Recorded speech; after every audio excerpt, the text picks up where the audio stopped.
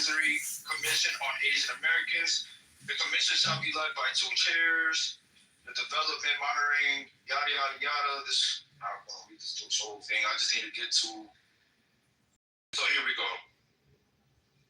The initiative shall advance these efforts. Identify and eliminate any existing institutional policies or barriers within federal programs. Improve safety, access to justice, and violence prevention for Asian Americans, including by preventing, reporting, addressing, and better tracking acts of hate and bias. Promote inclusion and belonging for Asian Americans, including by expanding public education and knowledge of Asian Americans. Wow, that sounds like when Black people asked for the same thing, critical race theory, it was a big issue, but for Asian Americans, guess what? It's okay. Yes, comprehension is so sad. My comprehension is information. He did an EO for a commission, for a study, because they left out of the data. That was for legislation. No, it was a separate article. You just read it. I interpreted what you just read. No, that was a separate article. You was given a separate commission. Okay, all right. I don't know what's going on here. You can't write legislation for a specific race. When he did that executive order was putting together a group, right? It was a group to study what the fuck was going on in that community. That's it. It was a group. They have a bunch of groups for each of these communities. We have one for our community. What's going on here? This is about civil rights and anti-hate. That's it. And if you actually look at the legislation that they did pass, that they used the word Asian in, it addressed everyone. It wasn't just for them. So anti-hate is not something that doesn't affect Black communities. Use another level on that. That's all you are. I don't want to be there doing that. That's a problem. You want to be. You want to be a bishop of not me. You don't read and you can't comprehend. You want to be a bishop of not me. Until you Yeah. Hey, you got this point, bro? Nah, really? Come on. Why the chef call me a nigga? I had to use that word at all. Bullshit. Nah, you good? But she didn't call you out your name. I called you what you were. Hey, ML. Hey, brother. 5 people. Good to see you. We haven't seen you in place in a while. You have I was on vacation and you failed. Media break. You failed. Period. I failed.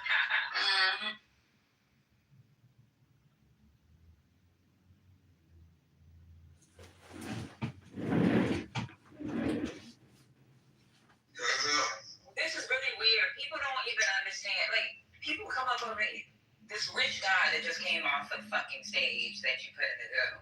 This rich guy that's so well read doesn't understand fucking simple fucking legislation or executive orders or what the executive order was for. Something's wrong. Like, something's seriously wrong with fucking Americans. Because every one of y'all that come up here that's fucking MAGA or says you don't want to vote or says dumb shit like I vote for the terrorists I know or the racists I know, a whole Black woman, the racists I know, y'all are crazy. Your mother should have squeezed the legs when you was coming out. Swallow before she was getting fucked. Swallow. There you go. Right there on a napkin. Hey, yo, no. What I don't understand. Can you hear me back? Well, they're all This is saying, the first time I'm saying. Can you hear me? yes, we can. So. Okay. Thank you. What I don't understand is why these MAGAs are so geeked to be part of a party that kicked their Black asses out 50 years ago. I don't understand. They literally, when it was the Black People's Party, they literally turned around and said, we don't want y'all. So I don't understand why they going so hard for the fucking MAGAs. I don't get it.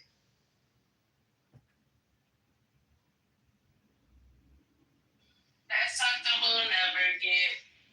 That's just Democrats have to be Democrats have to do everything perfect, otherwise we'll punish or drag. That's it. I mean, he said it. It's like if he doesn't get every single thing that he wants, then fuck us, we ain't shit. That's basically what he said. He wants 10 things. give him the 10 things. If we give him 8, he's rather just vote for anarchy.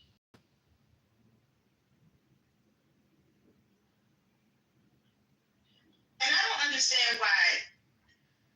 I get the Palestinian thing, the Gaza thing, but why they don't understand that Kamala could not. She was under strict orders of what she could say and what she could not say. She was still the vice president of the United States. So I don't understand why they couldn't understand that. Trump could say anything he wanted because he wasn't president. He wasn't vice president. He was just somebody running for office. So he could say whatever the fuck he wanted, and then everything he promised, you see what happened. We ain't getting shit. But no, $5 trillion added to the deficit. That's exactly the case. I learned that as a DNC member. When the president is a Democrat, the president runs the party, so everything is done from the president. You can't move without the president saying so. So yeah, exactly like you said, she could only do so much. And not to mention, if a Democrat was to say half the stuff that Donald Trump said, they would not be getting a vote. From their own party. And that's the truth.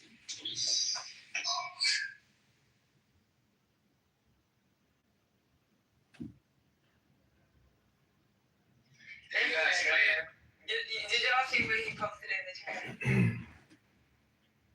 No, I'm moving for the That hate crime, that Asian hate crime bill. And it was just specifically for Asians as well. Well, maybe we should tell him that we Asian in here. Maybe you should know that. But I still can't believe that people are still talking about Asian crime deal. Because they don't understand it. And they think just because it says the Asian crime bill, that it wasn't for everybody. They don't read, they don't research, they don't understand. It's just ridiculous.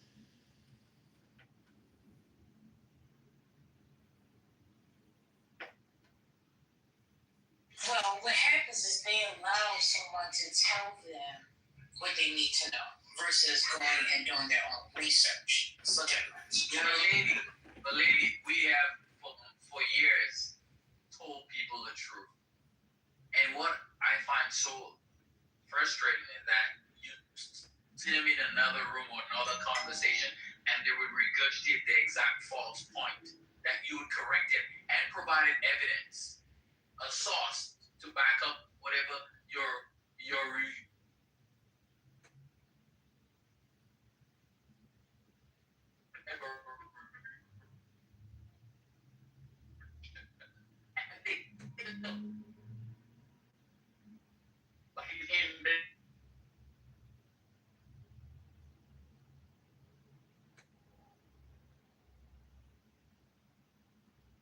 No, we lost My him. internet broke. No, we lost him now. He sounded like he's going to the tunnel. Oh, we kind of lost Patty too. Yeah, I'm in a bad zone. Oh, there you go. Okay, so yeah, I was saying that one thing that's so frustrating is that you meet certain people on this app and you have a conversation with them. You refute what they say, and you provide sources to back up whatever premise you. But then you sit in another room and they regurgitate the same shit that you would push back on, that you would debunk before. Like apparently they didn't learn anything new. That's I find to be the most infuriating part of having conversations with MAGA.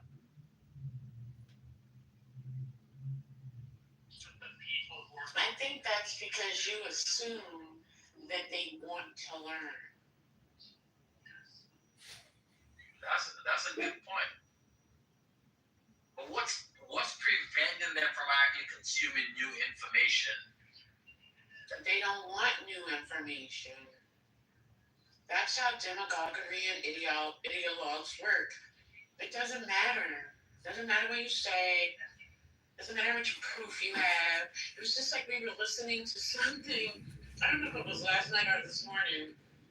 And the guy said to the woman, he's like, I'm going to give you this going to give you this data and these facts. And she said, I won't believe you.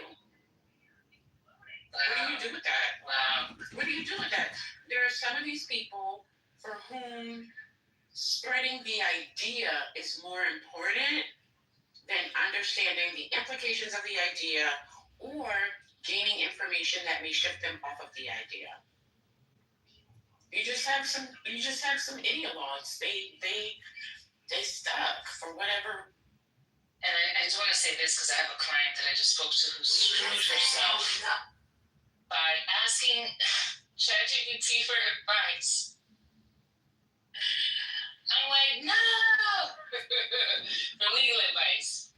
Now I have to clean it all up. And it's going to take me a lot longer. Like, it's so hard to fucking undo a mess.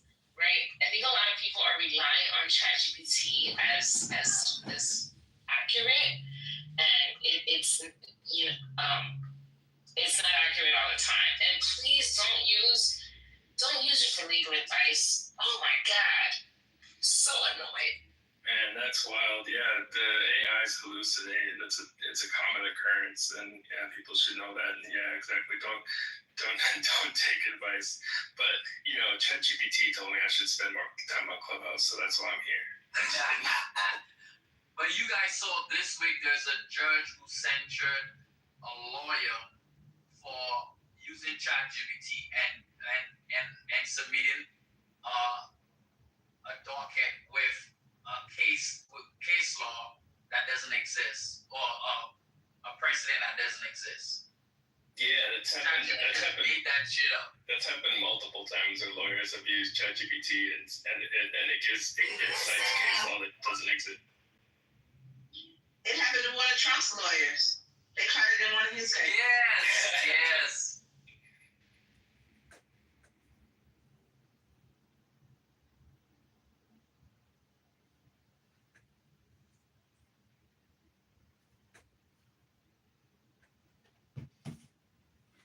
I mean, it's the same thing. It's the same thing as like Wikipedia. Like you use that as a jumping off point for research. You don't use it as the end. Yeah, it's just that people don't come out and provide a source and it's Wikipedia.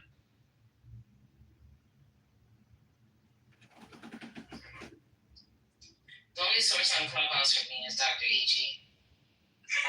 I'll say, Dr. A.G. said, and you are a wise woman saying. Because she's an encyclopedia and dictionary. And now I'm an archive. It just keeps growing. Hey, Clint, what you doing, Clint? Why you down there, Clint? Where you at, Clint?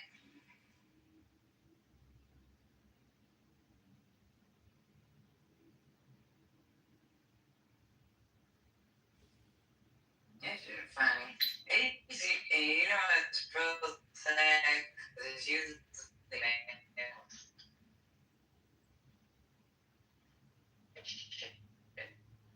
we listen and we don't judge. I got kids by my uncle, all three of his, and my baby daddy think the kids is his. You see that video I sent you?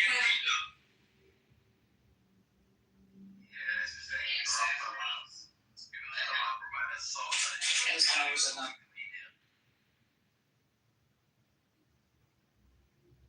No, I'm really.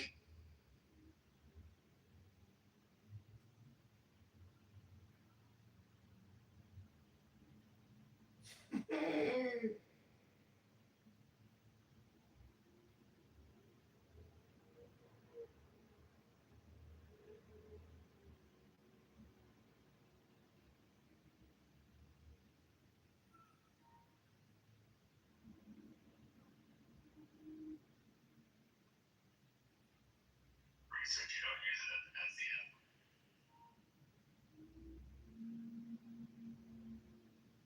Resolution number 2024. So like, the status quo is not sufficient. Through, the sword, that people to encourage people to follow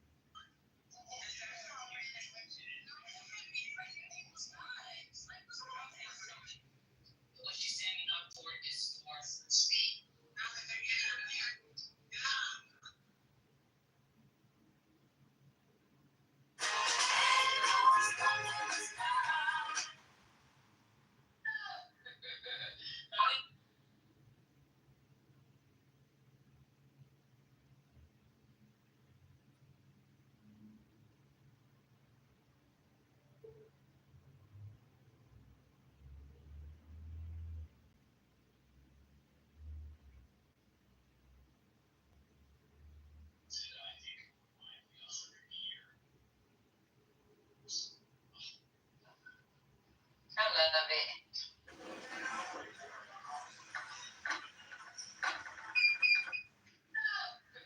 Thank you, sis.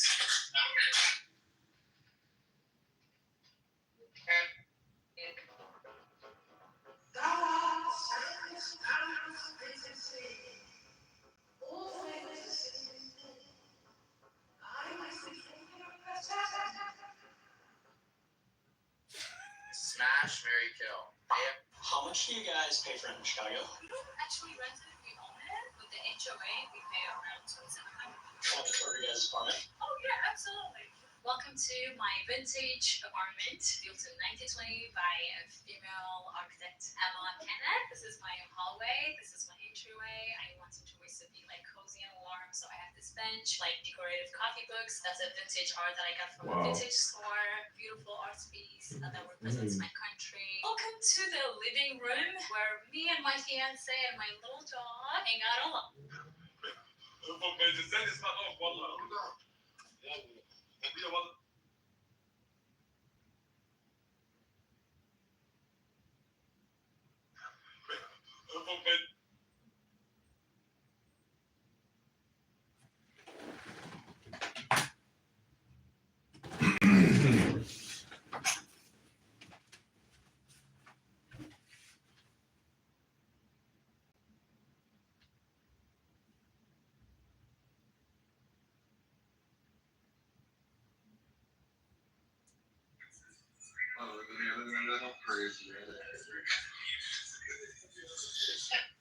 I think that the idea of tenure should get thrown out of the fucking window.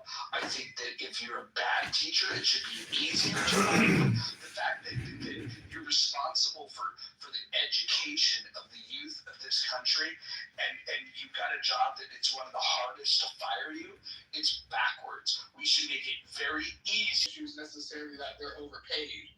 I think their issue is that they're getting paid something that would be considered overpaid for people that don't have the skill set of what it should be to be an effective teacher.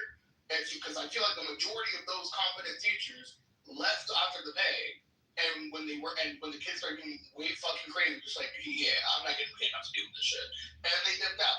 And that was it. Those are the good teachers that we had. Then they got pushed their fucking point after I don't know how long doing it, and then we had to get some shitty fucking replacements of just anybody we could find to make sure there's an adult in that classroom in some way, shape, or form. And then, yeah, it seems like they're being overpaid for the work that gets put out because everybody fucking left because of the pay. And now we only have the shit scrabblers that are there to work for I don't know what. Unless you get like a fucking, diamond in the rough like myself, and then you get someone who actually gives a shit about wanting to teach the kids and set them up for the future, right? You get half the people that are there just because they need some cash for part-time or wanting to be a substitute fucking teacher, then accidentally ended up staying in the classroom. So I don't think it's all completely on the teacher, especially when you have some parents that, as much as the teacher does teach well, as much as the teacher does do things in the classroom, as much as he does try to keep you engaged, they don't discipline their fucking kids. Their kids don't pay attention in class. They're super fucking disrespectful. When they get back home, they act out that same fucking disrespect they give to me to their parents. Those same parents don't do shit but kneel and bow the knee to their fucking child like they run the household and not them.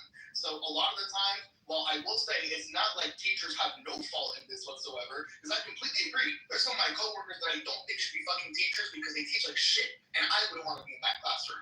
But at the same time, it's not like I can't also understand, like, hey, their classroom might be shitty, but you can't be a good fucking parent either. It goes on both ends. It starts at home and ends in the school. Both have responsibility. Yeah, there's other problems with the education system. The fact that you have compulsory education, and in some states you refuse to allow parents to send their kids, direct their tax dollars to allow somebody to escape these failing schools and to be able to use those funds more wisely to put kids in an education modality that might be better suited to their kid. I'm a big believer in educational freedom. I think that you should, as a parent, be able to direct those tax dollars in any way you seem fit to be able to deal with the education of your kids. But there's many people that disagree with this. What they prefer is that you trap people into failing schools.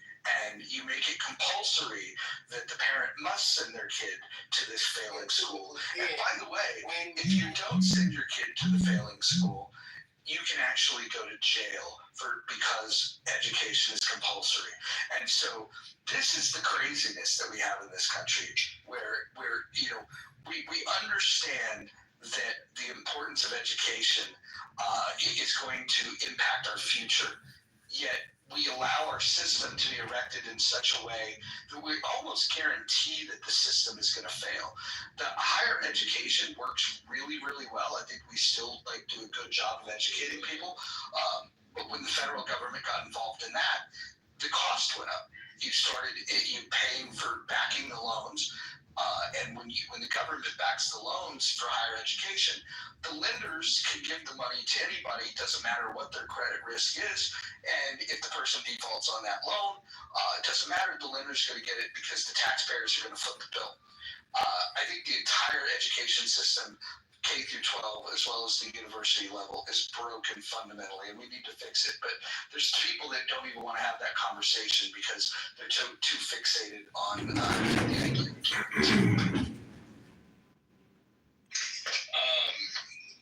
Mojo, would you say you're like laissez-faire capitalist, or I guess what's your kind of compass? Oh yeah, I am definitely a capitalist in its purest form. I would, if I had my way, I would the same way that you guys want to separate church and state, I would want to separate the market and state. I don't believe that the way that we allow government to interfere and put their hand on the scale of the market makes sense at all. In fact, I would completely privatize education if it were left up to me. The only thing that I think that the government should be spending taxpayer dollars on is to fund the military, fund police, and to fund courts. That's the extent of the government that I think we should pay for at the federal. And I guess in terms of, I guess what I'm gathering from hearing you speak, because I've heard you speak, but not like a ton, but I guess you're not necessarily looking for equality or even equity. You are more so looking for maximalization of profit and the freedom of a market to do that of its own, like however it wants to do it. Well, first of all, that's a good catch. I don't believe in equality. I think it's an illusion. Milton Friedman said that if you put equality in front of liberty, you get neither. But if you put liberty in front of equality, you get heapings of both. I think he's right about that. I think we should recognize that people are not equal. The knowledge, skill, and ability of the people on this stage are all very different. And I think we should factor that in. The only thing that we should be focused on when it comes to being equal is equal protection under the law. And I think when people are fighting for equality of outcomes or even equality of opportunity, they're actually disregarding and fighting against the notion of equal protection under the law. Fundamentally, I believe that the best system that we could have is one where you're free to succeed or to fail. The one thing I would disagree with is he said that the focus should be on profits. That's the goal for business owners, is to be profitable. But my concern is more on the freedom to allow businesses to fail or succeed. If they're profitable, it's because they ran a good business. If they fail, then so be it. That's part of the process also. I definitely don't think that you should be guaranteed a fucking profit. I think you should have to work for that. Definitely. And then the last thing, because that gives me a good idea, and it just frames, further future questions. The last thing, when you say, when you talk about how, the separation of state and market, I guess, kind of what comes up in my head is, before we had certain laws, there were things that I think were objectively bad, like having children working in coal mines and that sort of conditions. So I think that I view at least some level of state intervention as necessary. What's your kind of stance on that side? I think I think understanding that the harm reduction is what we should be aiming for. Some child labor laws are written ridiculously. While I don't think kids should work at a coal mine, you have to think about, at a time, my grandfather who raised me worked at a coal mine when he was a child, the state of Colorado. And the economic conditions were such where he and his brothers needed to find employment. They quit school to go find employment, and the only place that was hiring was the coal mine. And so when the alternative is that you starve or the kids go find a way to make money, I would love to see a world in which kids don't have to do that. But what we've done is, in this overzealous, we can't have children working, we're now preventing somebody that, let's say, owns a floral shop from teaching their kid the family business, for example. And I don't think that there's a harm in letting a child learn how to trim flowers, for example. And so I think there's different labor that you could put kids at. I certainly am not an advocate for children, going into diamond mines. I'm not a supporter of that. But I also think that blaming the state for the lack of regulation is not really addressing the problem in the first place. The first thing that I would look to is, where were the parents that allowed their kid to go and work in the coal mine, and what were the parents doing? And then if their circumstances was so dire that working in the coal mine was actually going to improve the quality of their life, I think it would be immoral for the government to intervene in that.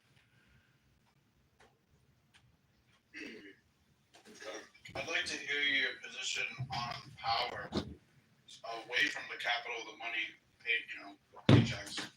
What forces are in play that gives the powerful, say, a business owner to make 400 times what his employee makes with let's say their staff is 10,000.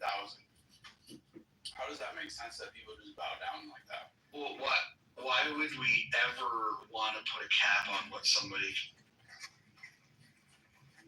in comparison to what they pay? I mean, I can answer that, because when that's kind of the inherent issue is when you have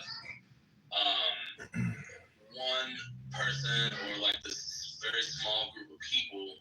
And I'm not talking about small businesses, of course, but if you have a huge corporation, and the CEO is able to basically give themselves kind of whatever, and they're the business is successful. There's nothing stopping them from more equitably sharing those profits that business has made. I think in that sense, it's not that I'm advocating for a cap on what they can make. I'm more so advocating for a cap in the ratio, because the argument that people make is okay, if you're a CEO, you've got all this expertise, you know what it takes to run the business. I totally agree. People have no idea what goes into, especially a really, really big company. So I'm with that, but is one person working 4,000? Are they 4,000 times working, that much harder? 10,000 times harder? I mean, there should be some sort of Well, if somebody builds a business that allows them to hire employees, and employment is a two-way street. I put out a job rec, you apply to it, you come and interview for it. Typically, you'll comb your hair nice, you'll shave, and you'll put on your Sunday best, and you'll say, I want this job, knowing what the pay is. Nobody's asking you to work for nothing. In fact, they're not grabbing people with a net off the street to come work for them. People are coming to that business and saying, that job that you need done and the pay that you offer, I would like that. And so that's a contract. And so when the employees are applying for those jobs, and the prices are set based on the value of the work that gets done. And again, that value is is not based on how much profit the business makes. It's based on how easily replaceable you are. If the job, if you're a warehouse a worker or you're a driver, it's not to say that the work that you're doing isn't physically demanding. It just means that there's a lot of people that could do physically demanding work, or that they could drive the vehicle. All they need is a clean driving record, and we can get them to do that. If you can use GPS and you can unload the truck and you're physically capable of doing that, there is a lot of people that can do that. And just the fact that you have the job doesn't mean that you're entitled to the money that the company makes. Where I think that we would find some common ground, and I think a better thing to look at is the role that government plays in these businesses. What you guys are asking for, it seems like, and you can correct me if I'm wrong, is some sort of regulation. You talk about ratios between C-level pay and the worker bee pay. I would rather have the government out of that, and I would also like the government to not provide subsidies to these businesses. I would also like to make sure that the taxpayer dollars are not going to bail out failed companies, especially in the banking sector, where when the bank is failing, we do a wealth transfer from the taxpayers to the banks because the banks were in quote unquote crisis, and then the money that was given to them by the taxpayers, they then use to pay bonuses to the executives. There's definitely some obscene things that go on in corporations. There's no doubt about it. But from my vantage point, all of those obscenities that we see come from the fact that the government has an unhealthy relationship in the business sector. They create regulatory agencies that provide favor to specific companies within certain industries. They deem that some companies are too important to fail. And they invest in them in the beginning, they invest in them in the middle, and even if the business fails, they give them more money. I think all of that should stop. I don't believe that the government should be giving these handouts. What we have today is exactly what Benito Mussolini envisioned in Italy. The idea of corporatism, the unity of government and corporations. So I think that I have a lot of smoke for corporations. I just point it in a different direction. The solution that it seems like you guys are asking for is for the government to get more involved. I'm suggesting that the government should not do it. No, that's actually pretty interesting because one of my core issues with capitalism is I've talked to a few people about this, and I don't think I've seen anyone really give me an example or breakdown of how it doesn't lead to corporatism, because naturally what's going to happen is certain companies will outperform others. I'm totally in agreement. We're not equal. Some people are going to do better. That's just a fact, which isn't a problem. But then what ends up happening is once you get to a certain size, then you can start doing things like buying out the competition, or if it's really that dirty of a game, you can kill off the competition, or you can buy politicians. I think that the reason that we have this deep, because I agree. I mean, honestly, a lot of what you said, I don't fundamentally dislike. I don't think anything you said is false. I think we're seeing it different ways, but I agree. There's too much of that, but I think that's intentional. It's as a result of these corporations and kind of super PACs, all that sort of thing. You get these very large sums of money between very few people, and then they use that money to influence the government and actually effectively give both the government and by extension themselves more power. So how do you have a capitalist system that doesn't lead to? I think it's very simple. The distinction of a corporation doesn't even need to be made. In my opinion,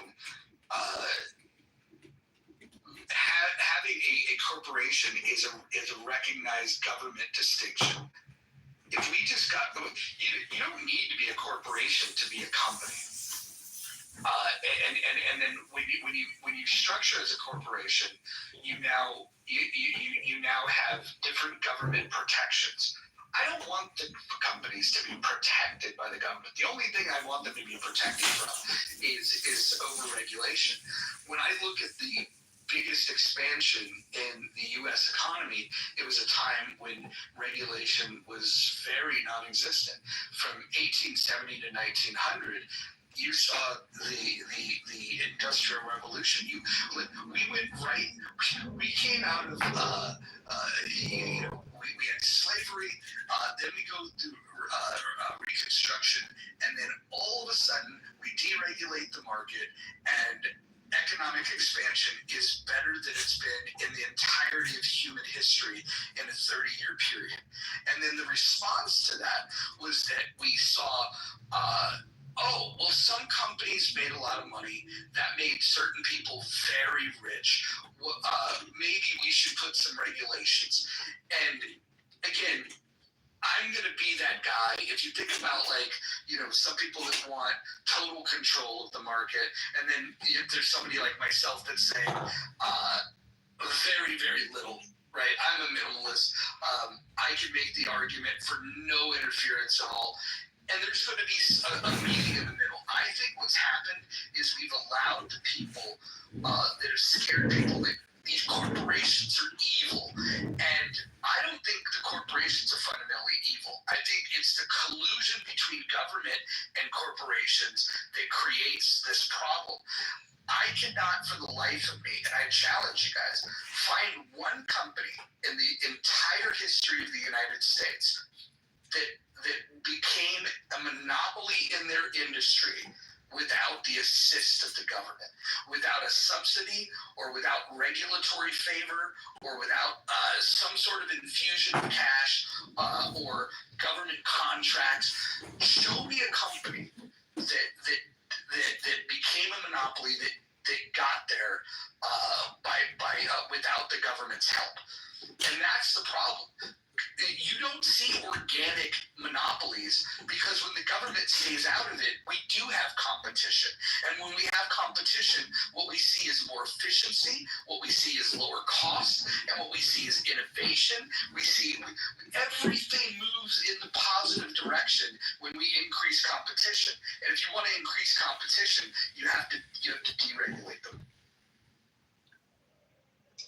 That's definitely an interesting point. I think we're gonna have to look into that and see, because I definitely get what you're saying, and I can think of some examples as well. And really, I'm forgetting now because I remember what was it, Ford versus Dodge, that kind of led to it was one of the foundational, I guess, legal outcomes that kind of led to the shareholder obligation thing. And I felt like, if I remember, there was some stuff, there was even interference in that whole thing, where the government kind of effectively helped them in that sense. But anyway, no, that definitely makes sense. I think that is one of the issues, is the capitalism leading to corporatism. And I think that's the point that you've made. I can't really refute because I don't know.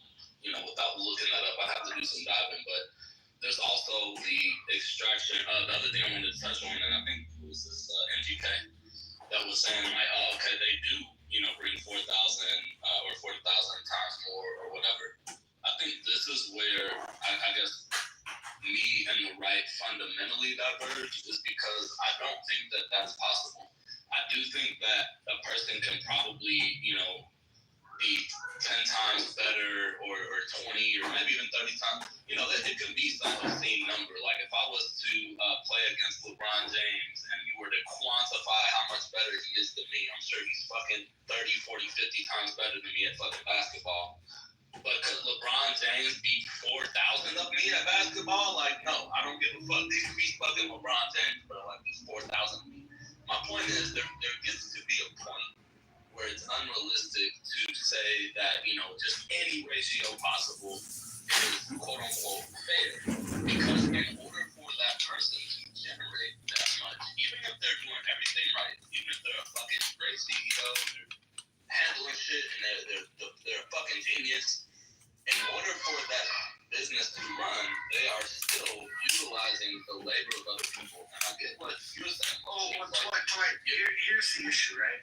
If the government stayed out of this, imagine the government stayed out of this. And imagine, let's say, it's a big company, like, let's say an Amazon or a Google or just a big company, right? If a company was not paying their employees enough, right? In a truly free market where we don't overregulate, if one company was just crushing it, the employees could go to work for a competitor. And if a competitor was, let's say, in second place, let's say there's a market where there's 4 players, right? Say there's 4 major players that can do a particular product or service, right? Like, that could realistically hit scale and do this. Let's say there's 4 players. If one was kicking everybody's ass, but was abusing their employees by not having the right work conditions, not paying them well enough, and the employees were upset about this, their competitors could go and find the most talented people amongst those employees and recruit them and pay them more and give them better benefits and better conditions. And by having the better people, you would innovate faster, you would make better products, you would be able to increase the value of what you're offering in the marketplace. And so I just have a hell of a lot more faith in the free market than I do in giving the decision making, because the question that you haven't answered is, if you think the CEO's ratio of pay is so out of whack with the employee, who do you think would make the most sense to have dominion over that company to say, moving forward, this is the cap? Who would you give the power to make those decisions? And where do they get the knowledge that they can intervene and make a decision on where that cap? Yeah, I think that could be something. And of course, where we also differ is I'm obviously pro government involvement to an extent, although not to the extent it is now. You have laws and regulations in place where maybe it's a range. Maybe for a smaller business, the ratio is like 9 to 1, or maybe if you have a business with 100,000 employees, maybe it's 100 to 1 or something like that. That we can have. We have economists. We have people that are way smarter than anybody in this room probably, that know all kinds of shit that can be utilized to help inform these decisions so that the elected can make an informed decision. So Dwight, why do you think it's important to compare the pay of these distinctly different jobs? Why do you think that's important? What do you mean by that? Like different? So let's talk Amazon, right? Well, just to give an example, you have Jeff Bezos has a lot of money. Amazon does a ton of different things. Started off very innocently enough as a online bookstore, for those that remember. And now they provide web services. They're hyperscaler that businesses build upon. And then they also have Prime Video. They also have a delivery service. Small business owners can use their platform to sell their products. Amazon also sells their own garbage. They do a lot of things. Which worker at Amazon do you think deserves a salary that is 1/9 of Jeff Bezos? Like during the early times or now? Now. Do you think that there's that warehouse work at Amazon should be more highly compensated? Is worth a certain amount. Like I don't see the reason why you couldn't have it where there's and maybe for this example we go with what you suggest, which is no minimum wage. But let's say even if there is, let's say there's a minimum amount that you have to pay people because whatever regulation or law, whatever. Okay, if you're at Amazon and the company is worth XYZ amount, well, the amount that the workers are able to be compensated can be scaled. And there's a lot of different ways you can achieve that. It doesn't necessarily have to be like a ratio of worker to CEO. It would be something like. Dwight, Dwayne, what about the incentive structure for the employees? If you got a job, let's say as an entry level warehouse worker in an Amazon warehouse, rather than soliciting that the government get involved and even out these ratios and take some of Bezos' pay and give it to the warehouse workers, what about the obtaining new skills and working in that warehouse? You go from lifting boxes to getting certified to drive the forklift, which is going to get you an increase in pay. You stick around, you get your cost of living adjustment. Maybe you're such a hard worker that they recognize you and they make you a shift supervisor. Eventually, you might even be managing the entire warehouse. I would recommend that any worker always look at how do I increase my value to the company I'm working for, or improve my knowledge, skills, and ability to make myself more marketable to another company that might pay me better, rather than thinking, I don't think I make enough money. It's unfair that that guy has money. Maybe if the government got involved, I would have it better off. I think that you have far more control, and it's a much better system where you create incentives where the person that builds the best mousetrap markets the mousetrap the best and sells the most of the mousetraps makes the most money, and the people that are helping them to manufacture it, to sell it, to distribute it, all of those things, they're going to get paid accordingly for the knowledge, skills, and ability they have. And so the incentive that you have is to just obtain the most marketable skills, the skills that pay the best. Yeah, that was still a lot. If you want to make Jeff Bezos money, then what I would suggest is that you go and innovate something and start a business and scale it the way that Jeff Bezos.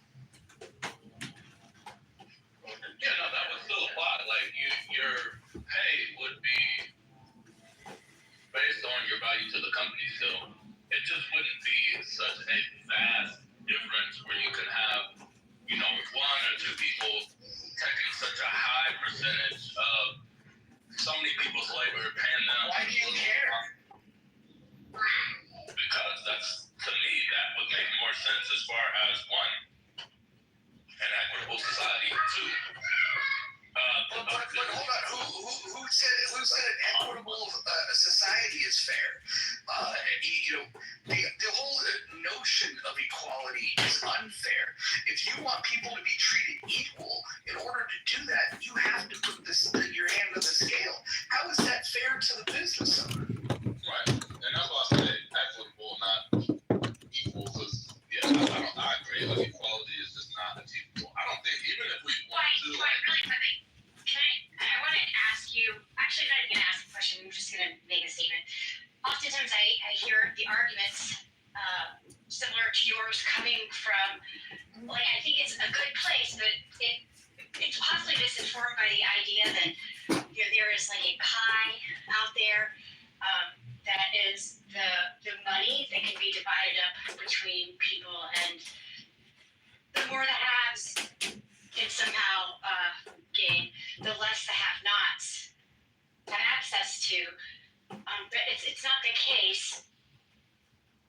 It's just not the case at all. The pie can be made larger and larger, and oftentimes, not always, but oftentimes, the compensation you're talking about, and that you're skeptical of, which again, I understand if you're looking at it as a fixed, amount of resources. But what you have is a Jeff Bezos type who actually makes the pie so much bigger. And if under those circumstances, I'm just curious, but again, I'm not going to ask if that would change the way that you see this at all. Like perceiving that income as a resource is not limited to one pool that can never grow or shrink. It's actually quite the opposite. Shrinking would be devastating, and so having these decisions in the wrong hands would have some really terrible outcomes. You're already skeptical of government interference in the way that impacts our markets and how these corporations operate. So I'm just curious, thinking about that pie shrinking, since it is not fixed, and knowing that government influence can have negative impacts on why you would want more, because you've already agreed that yes, you appreciate regulation, but you don't like some of the outcomes of it, and see if in fact, Jeff Bezos type or someone in a position like that can actually make the pie much bigger so that there is actually more pie to go around, how it shifts your calculus. Again, you don't have to answer it. It's more of like a thought experiment. Yeah, Because I feel like you're coming from a fixed pie place. I definitely don't view it as fixed, and in fact, so basically, like if the Federal Reserve, right, wants to increase the amount of money in circulation, they do. I forget the exact product. Like this is stuff like I am familiar with, but Hold on. That's not. So we're talking.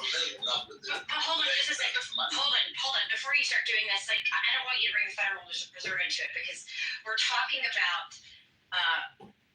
Like if we just keep using Jeff Bezos, we're talking about an individual who innovates into a market which was fresh trend. It was bookselling, and I remember being so excited because I was able to spend much less on books in college at the time. Anyway, we're talking about someone who is actually providing a good or service that people need, and that's what leads the income that can eventually go around as it is today. We're not talking about printing money. Well, what I'm saying is, when the pie expands, because you're talking about like production, but yeah, when the pie expands, both in terms of printing money and in terms of production, it still doesn't increase for the workers proportionately. Like that's why things are less affordable now. Like even when you account for inflation, things are less affordable now. Can't get in there. I'm blocked. For the typical person than say X number of years ago. So this isn't true. I mean, businesses as opposed to having one business does not make the it does not explain. It doesn't do what you're saying. About few months so like what I'm saying is I'm talking about a typical person's like the median income today versus the median cost of house. I understand, but you're discussing something different, which is not what okay. So if you don't think that there is just one big pie out there, and that if Jeff Bezos takes $4 billion and he should have only taken one, that $3 billion have been taken out of the pockets of everybody else, and you think that pie isn't fixed, it can grow, it can shrink, etc. You don't need to go into inflation. You don't need to go into economic dynamics to. Well, I get what you're saying. Oh, did you cut out? I can't hear you. I don't know if y'all can hear. I can't hear. We can hear you. Oh, okay. I didn't know if Kelly was done because it sounded like The conversation does not need to change. We don't need to start talking about the Fed. We don't need to start talking about inflation. We could, but I wasn't trying to bring in more topics. I was just suggesting that people who appreciate that there is a fixed pie look at this differently than people who appreciate that can either grow or can shrink. Right. No, I agree on that. I wasn't trying to necessarily like go off on a tangent. I was just saying like I agree with you on that point. I'm just saying like when the pie grows, and even in the way that you're discussing, like it still is the same thing. Like it still is basically just disproportionately benefiting like the few as opposed to the many. Because that's I think like one of the arguments. Because that would be my assumption about someone making that argument. Is like, oh, well, they provide all this value to society because they're actually increasing the size of the pie. And it's like, okay, yeah, that's cool and all, but if the increase in the pie is just disproportionately benefiting the few, then I don't see how that's a point. Let me explain it a different way. Okay, so when you say that you want to change the way the internet, that these ratios are allocated, if you were to do that, because you have to think about there's top line revenue, there's bottom line revenue, right? And if you were to take, let's say we did what you recommended, which is like the ratio can only be 9 to 1.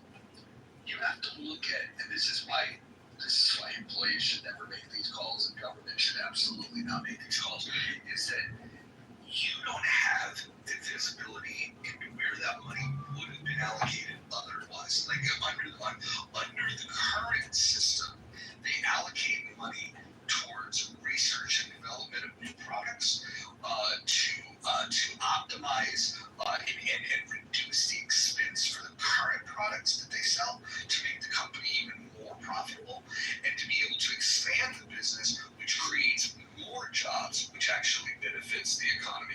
You by creating jobs, they're doing their part. When you make this demand, you're essentially going to impact the business in a way that makes it less competitive because they now have to spend the money on higher labor costs. So they're not going to have the same R&D. They're not going to be able to innovate in the same way that they would otherwise by allocating these dollars. And so I think the fact that if the business is running with the cost of labor that they have, the only time I think that you would have a reasonable case to increase the labor is if you had really poor morale and the labor was ineffective. Then maybe you could say, hey, we need to look at the conditions in which they work in. Maybe we need to, hire a higher caliber of employee. All of those types of things, and labor costs could go up if labor is the issue. But if they're making all this money with the labor that they have, labor is not the problem. And I think what's selfish is the idea of, hey, we should take more from the guy at the top to distribute to these people, despite knowing that by doing that, you reduce the chance of creating more jobs for other people. And so this is why I would always leave the decision making in the hands of the creator. I'll jump in here if that's all right. Yeah, I wanted to give some pushback to the idea of the LeBron James analogy and the other forms of physical labor to the CEO. And I'm going to justify the idea that maybe a CEO does produce 4,000 times the value. But here's the thing: when it comes to the LeBron analogy, you mentioned playing in one-on-one.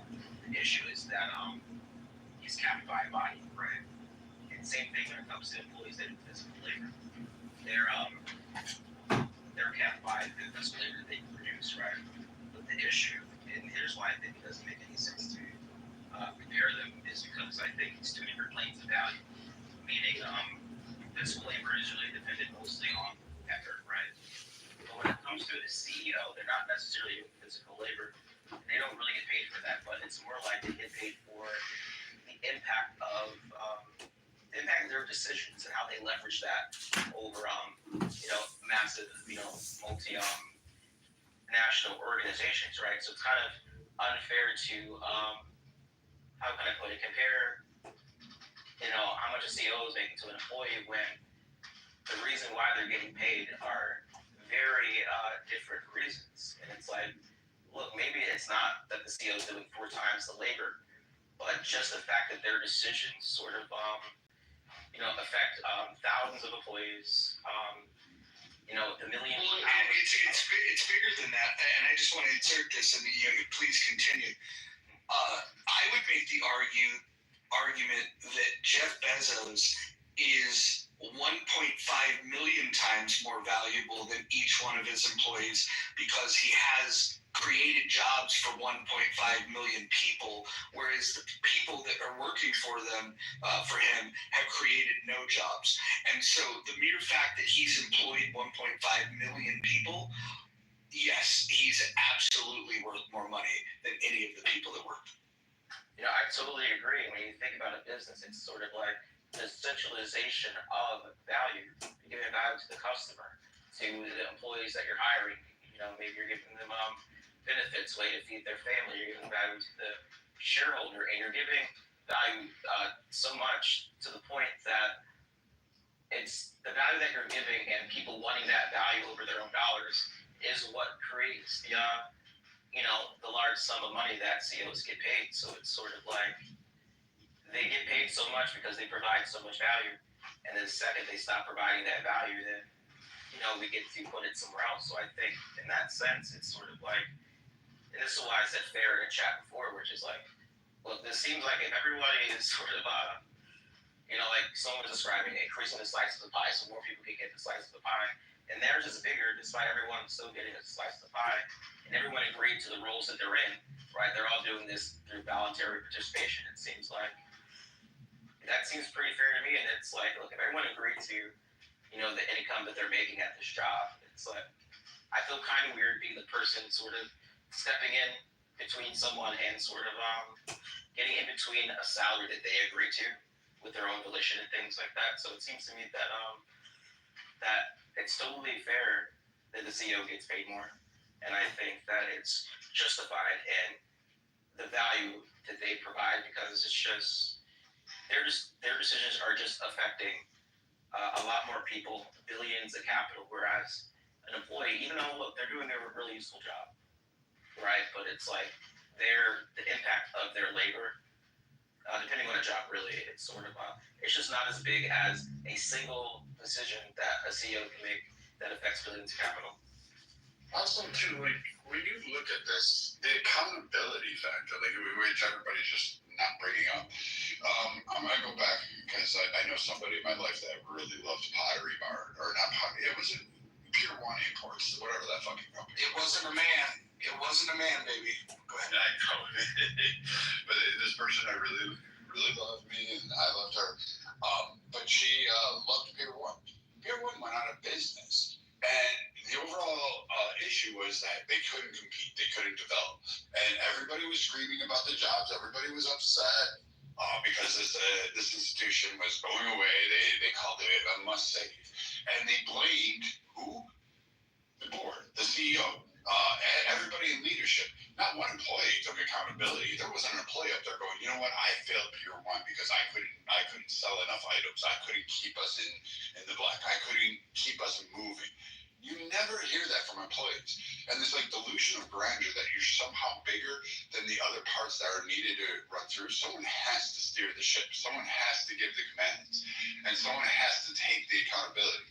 But it just seems like whenever I hear these equity, Jeff Bezos should be making, what was it, 9 times, or the employee should be making, 1/9 of his salary or something like that. But I believe the pushback was 100 times. CEO should be making 100 times the person out there. You should actually look up what Jeff Bezos' salary is from Amazon. I believe it's like $85,000-$90,000. I think they pay him $1.5 million for security through Amazon to make sure he's not killed or knocked off or somebody buying that. Yeah, but that's not how he makes money. He makes money through shares. Yeah, he makes money through his shares. He makes all of it through his investments in building the brands and doing all of that. That creates those jobs like Roger said and what Kelly was going to. I never hear the employees on the lower rung, like a Starbucks worker going, I'm accountable because Starbucks had a bad quarter. It's my fault because I couldn't sell a pumpkin spice latte to some fucking princess driving an SUV. You never hear that. You never, like, it's really weird to me that workers will never take accountability, but they want all the perks. And they'll never put forth the amount of effort, energy, and have a vision to actually propel it ahead, which is why you'll have 1 in 1,000 rise to the top. They'll become a leader. They'll become a manager, supervisor, director, or whatever. They'll always rise up because those are the ones that are willing to take the accountability, the responsibility, to steer it in a direction, and keep pushing and keep driving. While the rest I'm going to be honest, a lot of workers are just not there. I would not give $1 billion to a fucking fry cook at McDonald's because that McDonald's CEO makes a fucking fortune. It wouldn't make sense in this world. How you would ever computate that, I don't know. Well, again, go ahead. I just go back to the question of there's two fundamental questions. One, why would we want to externally, enforce any type of cap on what somebody can earn? I wouldn't want to put a cap on what the CEO could pay an employee if they choose to, and I don't understand why we would want to institute a cap on the CEO, which, by the way, CEOs don't decide what their own pay is. That's decided by the board anyway. So, yes, they have a big say in it, but you get paid. You negotiate these things. Some people want a $1 salary and they want more equity. he wouldn't be making that much money if he hadn't created the value that he has. One of the biggest things that he's creating is jobs itself. And I think it's interesting that the laborers or the people that don't even work there are the ones that want to give their opinion that somehow he needs to share his money with share more of what he's making with others, when the money that gets allocated for labor is adequate to keep the company going and to innovate and release new products, which creates more jobs, expands into new places. I mean, they're a global company that's employing 1.5 million people, and you want to impart your wisdom on how they might do it more fairly. And your idea of fair is that the person that's steered this ship make less money. Yeah, hello everybody. I just got here. Well, hold on before you. Oh, sure. Moose, I think I didn't spoke over Moose. Moose, go ahead, and then we'll. Thanks, Majo. Yeah. Right. So I get it. The CEOs, they take the glory and they take the brunt of it. If it's a failure, it's on the CEO, right? They have to answer to the board, co-holders, and all that. But so like with Brad's example, though, of year one, when you're saying that, well, where were the employees to help out year one? I mean, I'm going to guess that the average, let's say 20-something, even college students, single mom, whatever the demographic is that work at the stores, they have absolutely no idea of the magic behind the corporate curtain. The average employee not only doesn't have any say in what stores should open or close, they don't even they have no say even on their own schedule. I'm sorry, are you coming off mic? I'm almost done. Sorry, if you can wait till I finish, I'd appreciate it. Thank you. So that's what I'm saying. So it's at the end of the day, you're saying, where are the employees that could have saved, Pier 1? Well, what about all the executives and high-up managers that made obviously bad decisions about locations of stores, how much commerce to try to do online, product placement, the pricing, all that. And they have no say in that whatsoever. They're trying to, I think, at the end of the day, fight for their benefits, fight for proper overtime, which actually always regulated on the up and up. So, I think I hear you, Blake. Yes, a lot of CEOs should, deserve the credit for their success. However, I don't know that the employees can really be put. I don't think it's one size fits all. I think, generally the way it goes, if morale is in the toilet, it will slowly be reflected on the front line with customer service, right? And then the worse the customer service is, people start going elsewhere. But employees who do feel empowered by their executives, who do feel empowered by the managers on the floor, will again have the reverse op. If that folks will be coming in more, you get that repeat business. It's you have to empower your employees at some point. I'm not saying you have to give them every little thing they want, but come to the table and be fair. Yeah, so real quick, I just want to insert this, and then I know Steve's got to jump in too, and then you can go, Brad. But just real quickly, I agree that if there is an issue with employee morale and productivity, you should do some honest inspecting of what you can do that would improve the morale, the productivity, all of those things. And sometimes pay, sometimes benefits, sometimes it's just the environment, sometimes it's the culture and the way that you treat the employees. There's a lot of things that you could do, and I think good companies do work on that. Some companies, though, have a problem where they've got so many applicants that they have a culture where they'll treat their employees like shit because if the person quits, they've got 100,000 people that want to take the job.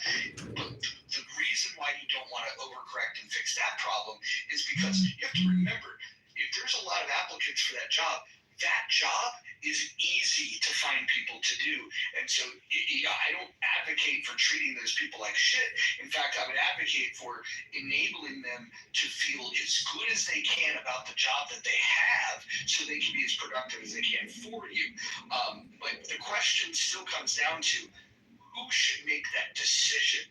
And I wish that this app had a polling feature where we can ask the people in the chat and on the stage, do you think the government should decide these things? Do you think the company should decide these things? Do you think the employees that are in question should decide these things? Or do you think it's a combination of those things?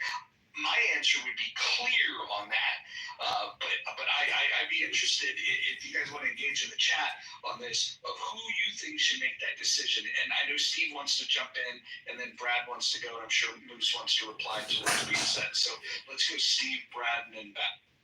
Thank you. Hello, everybody. Firstly, Starbucks was mentioned briefly on Starbucks. They arguably have a CBA, a collective bargaining agreement. I think their average barista gets $30 an hour, plus like PTO, paid time off. They also get benefits up the gazoo, and that's just for pouring coffee, $30 an hour. As far as Jeff Bezos, as we all know, he started the company in his fucking garage with his wife, and as Roger correctly said, he now employs or has over 1.5 million people working for him. So how much should he be entitled to? I agree with Roger that I don't think people should have a limit put on their value. People are paid what they are worth. He employs 1.5 million people. Well, let's cut it down by 90%. Let's give him 150,000% more than you know what? Let's bring it down 99%. He employs 1.5 million people. Let's give him 15,000 times what everybody else makes. Is that unfair based on those numbers? I also wanted to land with this. I know that Costco managers make anywhere between 100 and 150 grand a year, plus benefits, plus stock options. Costco employees. Steve, can I just insert this? Sure. Costco also has an industry-leading 7% employee match on their 401k. Absolutely. And for those of you that have the option of a 401k match and you're not putting in at least the amount of the match, you are a financial idiot. If your company offers a match and mine does, you're throwing away 100% investment on your money, tax-free, if you don't put up the match. But back to Costco. Costco managers make anywhere from between 100 and 180 grand a year, plus the match, plus stock options, plus benefits up the gazoo.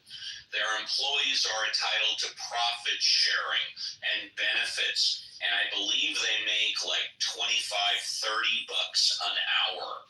So are the managers not entitled to make more than twice as much as the people that they're responsible for?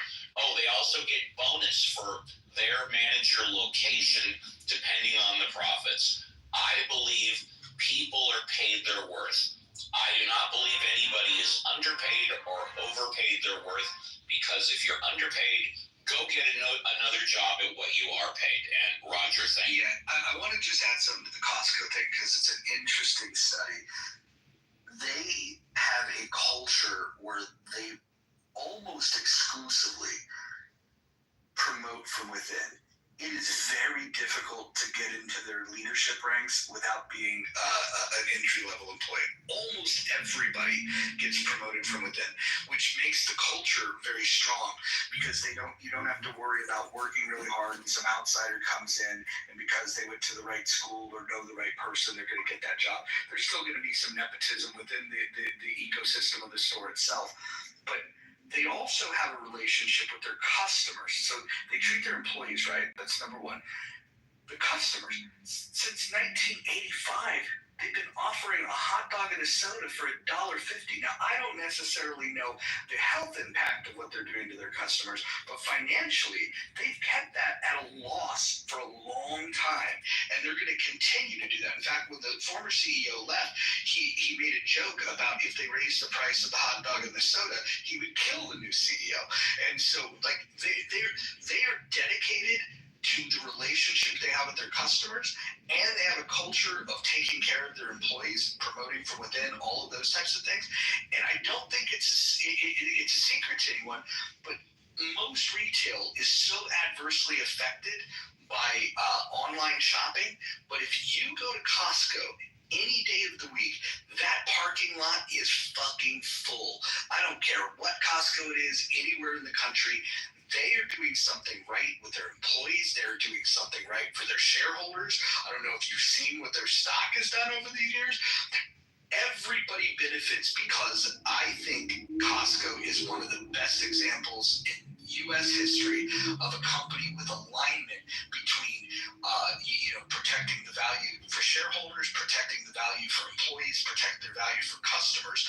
I think that's a model that other companies should follow. But if you look at all the companies that don't do that have come and gone over the years, I think it's an excellent example for us to look at of why it's good to take care of your customers and your employees. And before Brad goes, very quickly, another example is Trader Joe's. Now, I know nothing about the stock end of Trader Joe's, but I know that most employees of Trader Joe's are happy. Most customers like me of Trader Joe's are happy. They do not hire, they do not agree, have a CBA with a union. All of their employees are non-union, and they hire from mostly, like Roger said with Costco, they hire from within. Trader Joe's is another good example. So I was just going to go back to Moose's point when he was talking about Pier 1, and I wanted to bring up another example. It was Antiocho, whatever. He was the CEO of Blockbuster, and he was the CEO before Keys took over, like basically ran it into the ground. And he brought out a lot of visions. He wanted to put Blockbuster on to compete Netflix and other online platforms. He wanted to take Blockbuster Music, which was the thing back in the day, and put it on to compete with iTunes, etc., all the other ones that were running out. And he ended up working and buying Viacom, or Viacom buying them. And this man faced internal pressure from not just the board, but from people within the company, other investors who said it was just a joke because Blockbuster was Blockbuster. And this guy saw the writing on the wall. And because of these internal disputes, because of employees beneath him that circumvented him, challenged his authority, challenged his decisions, challenged his vision, the company was already in a decline. To revitalize it by meeting with the other markets that were emerging, and they pushed back on him so hard, it led to their own demise, where Keys comes in and basically rolled back all of Antiocho's new program, and they just rolled back all those decisions. And then all of a sudden, Blockbuster fucking disappeared.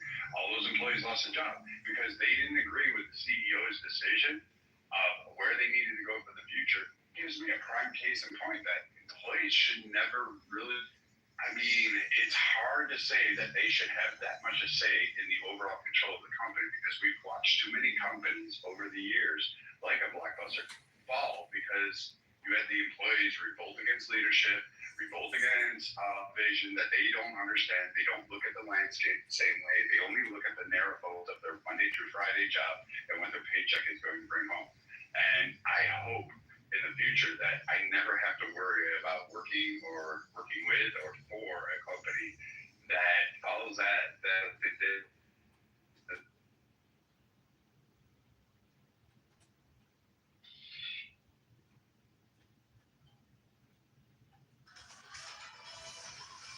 Matrix, drop out Matrix. Yeah.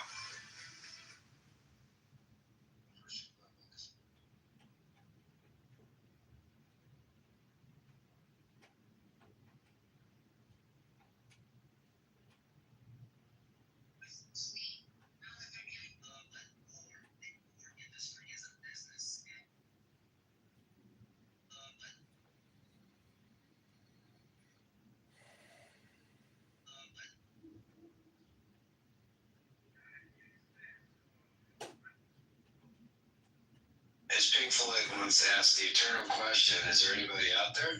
Or am I in the Matrix? No, I hear you. You know, I'm here for 5 minutes and I have a meeting with my boss. Gotcha. Steve, I was curious, before you run, before you have to go to your meeting, and I don't know, the hourly rate, because all I could find for Starbucks was $15, $16 an hour with $19 for like a shift manager. I was wondering if the $30 an hour rate that you mentioned earlier, does that include stock? Well, tell you what, I guess I better do some heavy lifting. Don't stop talking, but I'll be back in No worries, but to the question of the room, or the room title, I will say, indubitably, I don't know who I'm guessing, who are the guys? Paul and Rohan, I guess, that started this app. I've read multiple articles, I think, others have too, that they, during the pandemic was their golden, they had the golden goose. They had a captive audience, brilliant idea, didn't really have competition at that time. And I think they were valued at least $1 billion at one point during the pandemic.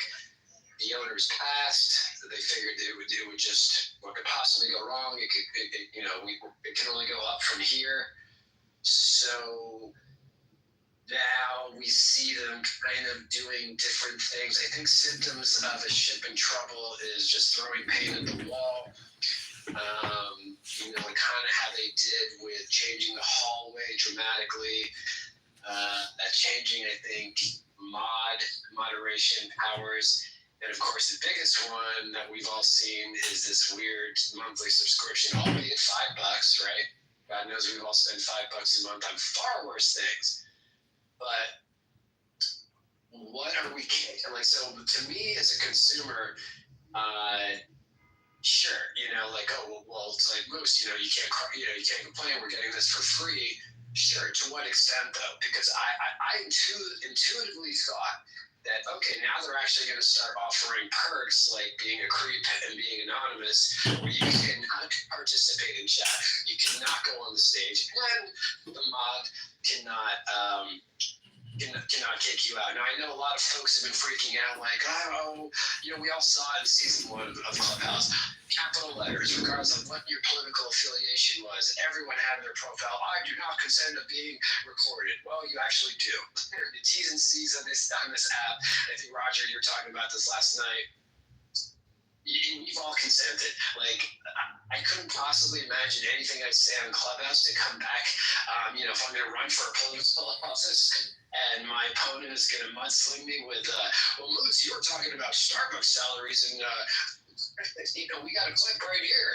Like, I don't know why people would really care what you're being, unless you're saying like some really far, crazy, extremely racist stuff, or obviously anything related to pedophilia that you might have been involved with. Obviously, right, the obvious things that nobody should say out loud in general, let alone on an app. But for me, intuitively, I don't care if you're charging $1 a month or $100 a month. If you are now charging your customers, that means your expectation of your customers and your consumers has gone up, obviously, which means intuitively on the balance of that, our expectations of the plethora of bugs on this app need to be addressed. I'm sure many of you, I don't think it's just a Droid thing. The fact that you still have like that little indicator that you have new messages, and I know first world problems, but the fact that we still have an indicator if you have new messages when you don't, the fact that you can delete some back channel messages, but others you cannot, and for some reason you can delete some, and for some reason you can unsubscribe from other chats is absolutely wild to me. I honestly think a high school coder with basic coding and engineer skills could fix these bugs. So I'm going to have to point the problems to those. Again, I'm not saying those two individuals, but whomever they have empowered to address these sort of bugs. Apparently, they're not high on their priority, but I absolutely have no problem with people reporting me. I know everyone's up in arms, people freaking out. Oh, no, this Anon person is streaming us on YouTube. Great.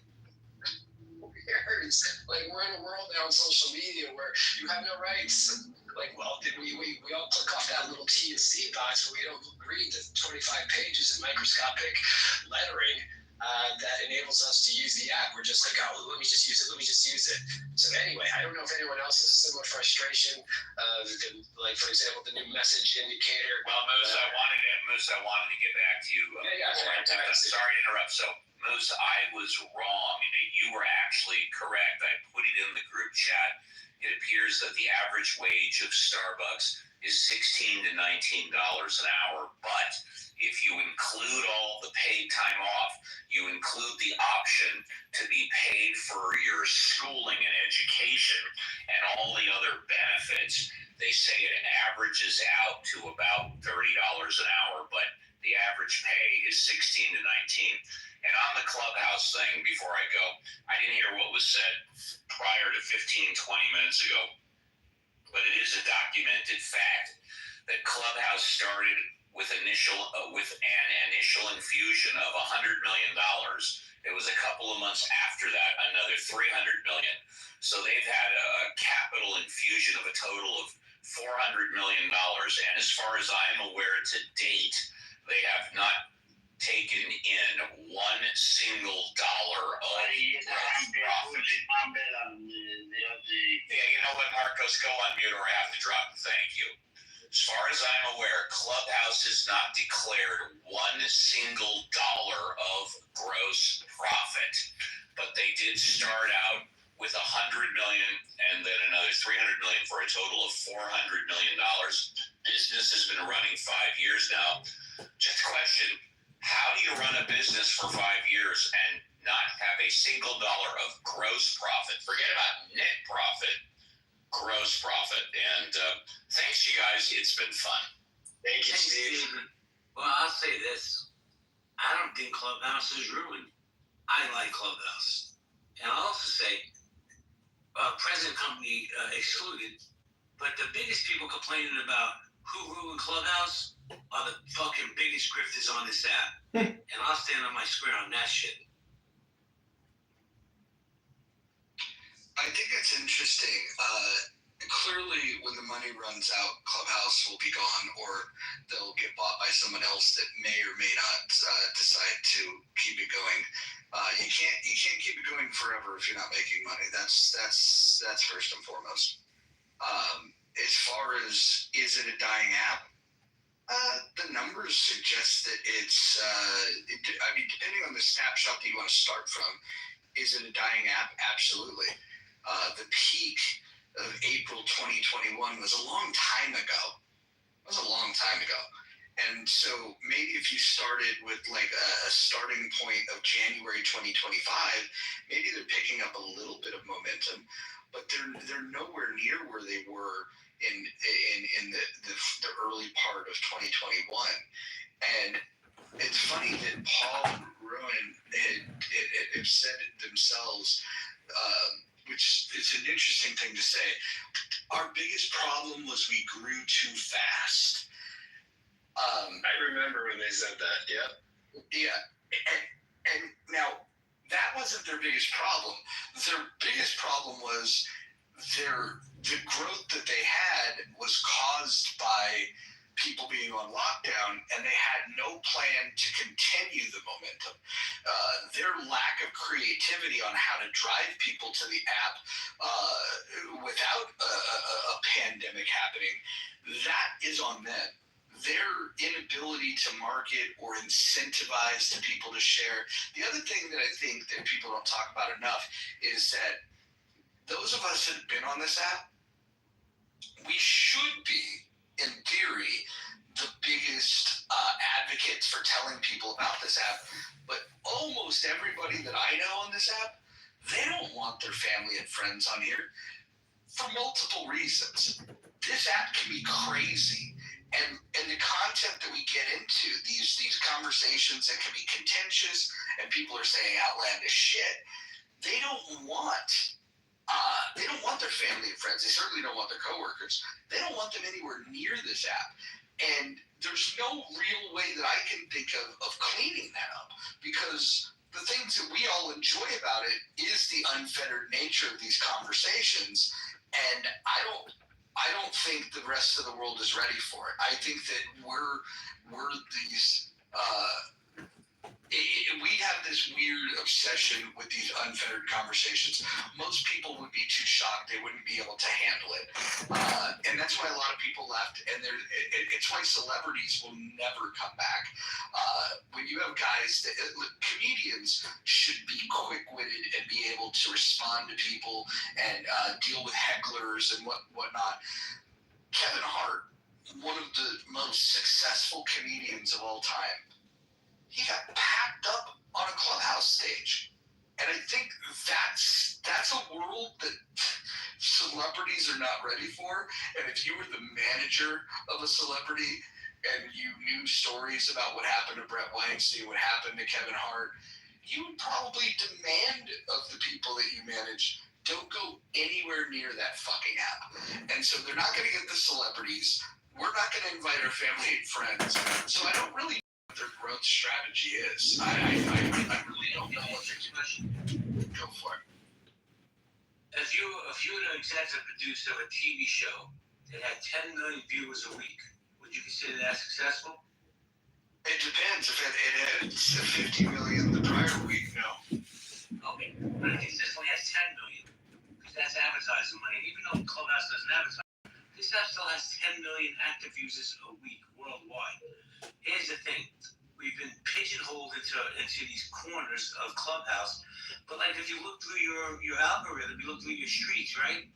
Bro, there is Persian rooms that have 5,000-6,000 people in it at a time. Are you going to go in there and learn Persian? Not at all. But what I will do is we should try to expand our audience and see and tap into the 10 million active users, which just my opinion. Well, the biggest growth on this app, and it's started a couple of years ago, was when it went live in India. If you think about what this app can allow you to do in terms of, I mean, you can have, you can get rid of your fucking phone bill if you really wanted to. You can certainly get rid of apps that, you know, like Zoom and things like that, where you do conferencing. You can set up rooms to have these conversations. There's a lot of use cases that you could do. And in India, I think they are doing it. But I don't think for American audiences, I think the peak will never get back to the level that it was. I think 2021, that was the apex for the American audience. And I don't know about you, but I wouldn't know what to do going into an Indian room other than maybe ask them for a recipe for lamb vindaloo. I mean, like, I just don't know. Well, I just want to say this. Go ahead. When I first came on the app, there were significantly more Europeans than I do now. I find it rare, like outside of the one crazy front guy, you never hear of anybody from France. You really don't hear that. You'll get some English people on here, but it used to be an Irish contingent and a Scottish one. But you don't really hear the Germans, except for Hans, who comes in on occasion and runs some weird room. And then you've got, you know, none of the other, like no real Spanish users on here. They're usually Hispanic in nature, mostly Hispanic American, and so maybe some Caribbean, but you don't really have the global expansion that it could offer. the Indians were the biggest boom as far as an outside America presence, and even they have, I would say, what you'd say, Roger, gone down to like an eighth of what they were originally. They're not as big as they used to be, and I think it's just going to the fact that like some of the thing, like what Roger said, is you have to be tough to be on here. You have to be able to withstand it. Be called every name in the book. Have somebody say that they're going to dig your wife up and fuck her. You've got to have all of that shit. I mean, you've got to be able to take it and then just like be able to dish it right back. You've got to be quick with it and just have to be strong. And I think what we overestimated was the strength of a lot of people that came to Clubhouse. All these stars that were there, they just didn't have the ability to stand up to a direct verbal confrontation. That's true. You have to have a thick skin for Clubhouse, and I don't know, Brad. Like regarding the celebrity thing, I think at the end of the day, as far as anyone who doesn't want it, when I was going on my rant about like, well, who cares if this room right now that we're in is being streamed on YouTube? But for a celebrity, or especially if they have a recognizable voice, I mean, honestly, the only celebrity I still see once in a while, is the guy who played, anyone familiar with The Wire? Perhaps like the toxic masculinity that has. Oh, come on. I know this voice. Unfortunately. Dismal, actually, I wasn't done yet. I just want real quick if I could finish. Don't kick her, please. Whoever. Yeah, let's have some entertainment. But so to JP, to your point, I don't deny that there's 10 million users worldwide. That's traffic if they're going to try and finally dump this app once and for all and find some sucker. I mean, a spirited entrepreneur who wants to turn this thing around. But like Dwight put in the chat, I see like 15, 20 rooms in my hallways on the regular, and not just like the people that I'm following or sort of topics that I like. Like, for example, I don't follow anyone in Biblical Smoke. Maybe I made the mistake of going to one of their rooms to see what is the attraction. How are these guys getting 700-900 people on the regular? Like, if Biblical Smoke has like 200 people, I'm like, wow, slow day. So, I see a lot of the religious rooms that attract, a good number of audiences, if you will. And the other ones are like these Aristotelian political rooms that have like a few hundred on the regular. But again, I don't understand how they can't just fix the basic bugs. I know it's like first world problems. Am I being too high maintenance to say Clubhouse, Rohan, Paul, please have your engineers just spend an extra hour and just fix that bug where we have it indicates you have messages when you don't, or is that just another shiny thing they want to keep engaging with us? Bruce, let me just say something. 2 seconds. Victoria, you can give your toxic femininity all you want. I don't give a shit. But I just want to say, breaking news, Kamala Harris has said she will not be running for California governor, which says to me she's going to be running in 2028. Okay, Victoria, let's hear. Wait, hold on before Victoria goes. Hold on before Victoria goes. I just pulled up some stats for the month of June from that period. Came from India. Now, if that's consistent across the board, that's crazy. They're by far the largest, and everybody knows that. But that's 80% from June 21st, from June 1st to June 22nd. That's a 3-week period where 80% of the downloads came from India. This app may fucking thrive after all, but it's not gonna be in America. Do they have a reason for that? Do they have a reason for that? Hold on. Why? Sam, we gotta go to Victoria, otherwise she'll cry the whole room. I'm just trying to follow up on what. Yeah, and really quick, Victoria, I appreciate your patience. Just a quick question for anyone in the room. Moose, Yeah. Please let the lady go. She's been waiting. Fair enough. Go ahead. Ladies first. Go ahead. Go for it, Diz. Victoria, do you want to cry? No. I think if we look at who ruined Clubhouse, like you're already leading with a preposition, like you're the premise of something being ruined. I personally found many rooms with people from different European countries, different Asian countries, and I had travel rooms, Chinese idiom rooms. We got American men are bad. We're bad people. Yeah. But I think unfortunately, what we're seeing is a reflection of sometimes having too many people in a party doesn't make the party better. And I think where Clubhouse started to decline was unfortunately not making it invite only, not making people responsible. People can just create profiles like myself, for example, because you no longer want the attachment to the other followers, for example. So hold on. Go ahead, sir. Yeah, go ahead. Bisbal, I have a question for you, and I just need some clarification, and I need your own words on this. Did you state that you worked as a presidential advisor across 3 administrations? No, She said she briefed the president, 3 different presidents in the Situation Room. No, also, Biden was vice president at the time, so it doesn't count. But your words the other night was 3 different administrations. You were in the Situation Room, and you were briefing them, and then you didn't explain what you briefed them on, which is fine. But I think what Brad's asking is for you to acknowledge that, because it was when he learned of that. Sorry if that irks you, Brad. Not trying to impress, just stating your fact. Respectfully, Dizzle, I think he's just asking for you to confirm the claim. I don't think anyone suggested that they were somehow intimidated. Yeah, I'm definitely not intimidated by it.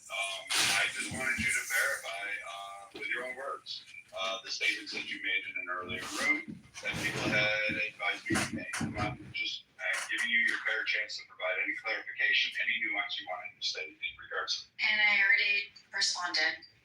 I can claim to have met 3 U.S. presidents, shook their hands. Have you ever been in the Situation Room? Depends on the situation. No, I've never been in the Situation Room, but I met 3 presidents. I met George Bush Sr. shook his hand, Bush Jr., and Bill Clinton. Did you wash your hands after you shook Clinton's hand? No, I did not. No, I did not. That's funny.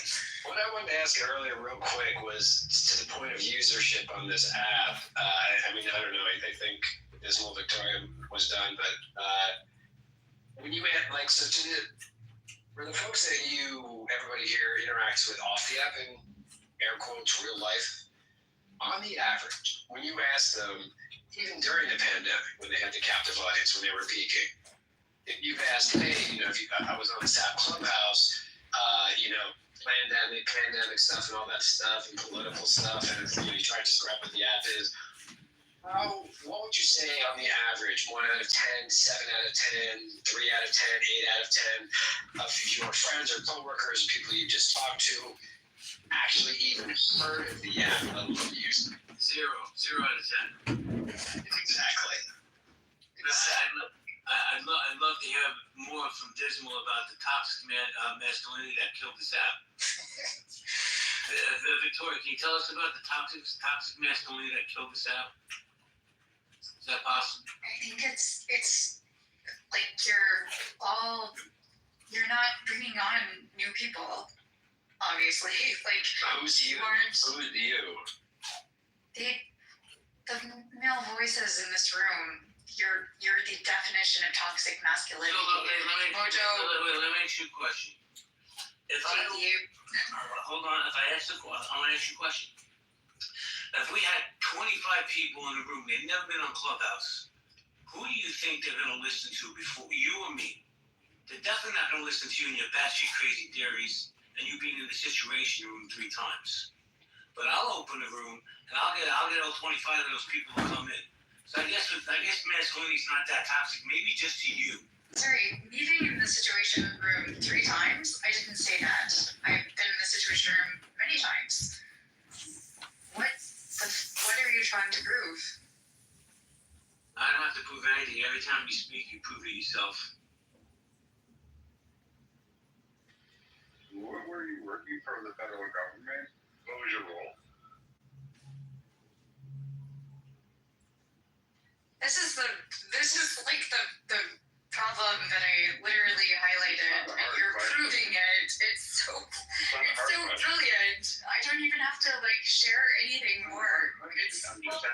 Victoria, I think it's fair to be critical of the way like people may or may not behave on a stage. That's absolutely true, and I would never take that away from you. And I think that even on the stage right now, we could both probably point to the same things and be critical of them. But I don't know if you can attribute that behavior specifically to them being male, even if it was males. So I don't think that you are proving your claim about toxic masculinity by using the current station as an example. I'm not saying that you couldn't. I think it's more embarrassing to make the claim in the first place. So I definitely don't think that it's just the man doesn't think I'm not going to Victoria, I'm not sure. I don't know what's wrong with you, but you can never let people finish, specifically me.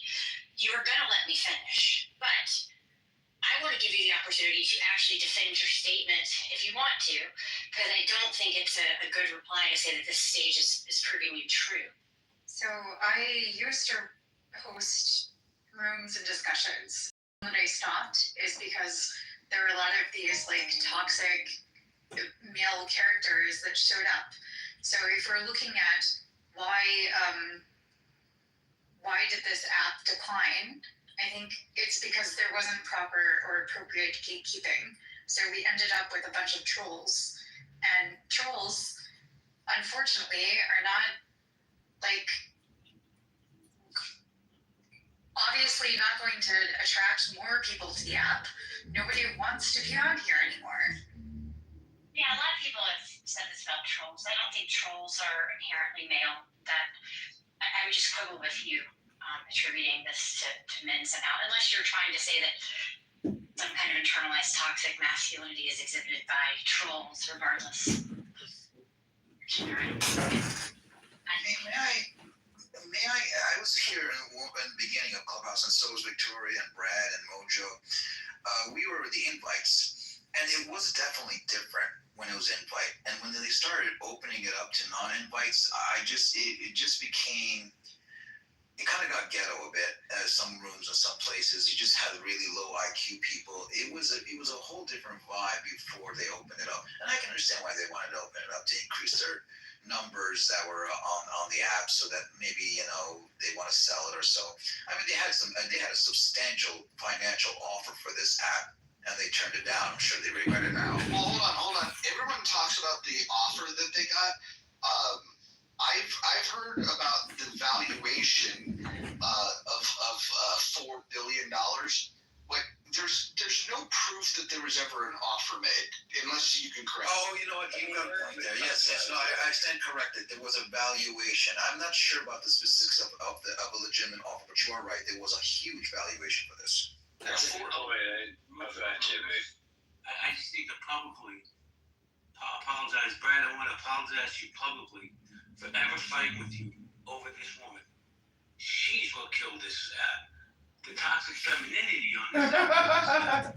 You can't even ask a simple question without any bass in your voice, and they turn around and say, "See, you're proving my point." Brad, man to man, I sincerely apologize to you. Takes a big man to apologize, and I was just gonna say, go ahead, Mojo. I think you were gonna say. I was just gonna quickly say, it's been a long time, but Victoria, do you remember when you and I hosted a room? Yes, yeah, I do, actually. Yeah, and it sounds like you're trying now to lump me into this category of like these toxic men. When did you turn on me? Well, she's still muted. So I was going to say real quick. So first off, yes, you're correct, Roger. When I said earlier about the valuation, I didn't say I had an offer, but yeah, they were valued at billions and billions. And I just want to say, I think Kelly pretty much summed it up well regarding her not to say somewhat outlandish claim, and I know Victoria knows me from other rooms. She knows them on the left. But to come in here and say, well, all these male voices are the reason why this app is down, you can't say with a straight face that there aren't women on this app that come to fight, that come for the accident, that come for the train wreck, that come for the content. I think the toxicity is actually equal on this app. Maybe not out there in the real world, but it most certainly is on this app. You cannot just to pigeonhole that it's only the male, and then there is. No, I think that's actually like a fair observation. That there used to be I remember logging in on this app and seeing 3 different rooms at the same time that I wanted to be able to listen to. It's About Time or Science Society or other rooms. These were all intelligent people that were contributing, and the only content that we see now is how can you burn somebody? How can you troll somebody? Even just there's a room right this now. room, for example. There's a room right now run by women. It's for RPO, research purposes only. Some male mods, but I believe it was founded by women. And literally the room title is, would you rather be a child predator or queer? That's not really a kumbaya. What I basically said is basically the gatekeeping, not having invitation only to the app. You end up with a declined population of people. Well, Victoria, you've already made this point. So even though you want to now back away from the claim that you didn't actually get to finish because nobody really wanted to hear it because everyone was presuming it would be bullshit, but you did say toxic masculinity. This is it's a claim that you made. You did not expand upon it. I tried to give you the opportunity to do it. But I understand and appreciate that it is an inconvenient truth at this point, but we do not need to then rehash something else that you said to pretend like you never said that. It's fine. I think. Johnny, I think you're in the Matrix zone. Totally appropriate thing for you to agree that moves. Johnny, keep cutting out, man. I think she was just trying to say that I agree that there's also women that are equally toxic. You don't need to take more time to repeat yourself, to distance yourself from what you said, everyone remembers. So let's just move on to others that want to speak unless you. Well, I like to just say one final thing before we move on. I find it funny that you complain about this room, other rooms, but yet you're in it consistently. There is nothing stopping you other than that nobody will show up from opening your own rooms. That's just my opinion. Hey, GB, I heard your there was no worries. I never really had any concerns over it. I don't even remember the opportunities, to be honest with you. That's how short term those things last in my head. So there's no need to apologize. Look, I'll be the outlier here. As much as I can offer pushback at times to Victoria, I actually enjoy having her in the room. I just wanted to hear the clarification on the comments, Roger. That was all. I was just intrigued by that. Not that I've ever been in the Situation Room, but I will say that I find it dubious that someone of Victoria's ilk would be in the Situation Room. It just does not strike me as probable. Well, that wasn't even the most interesting part of her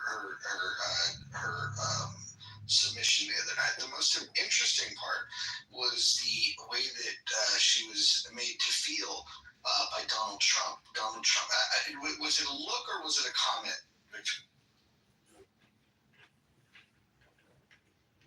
Victoria? Maybe she doesn't know she's on mute. Hey, Brad, I have a question for you. What do you think's more believable? Joe B being in the NSA or Dismal being in the Situation Room for 3 presidents? I'll go with Joe B.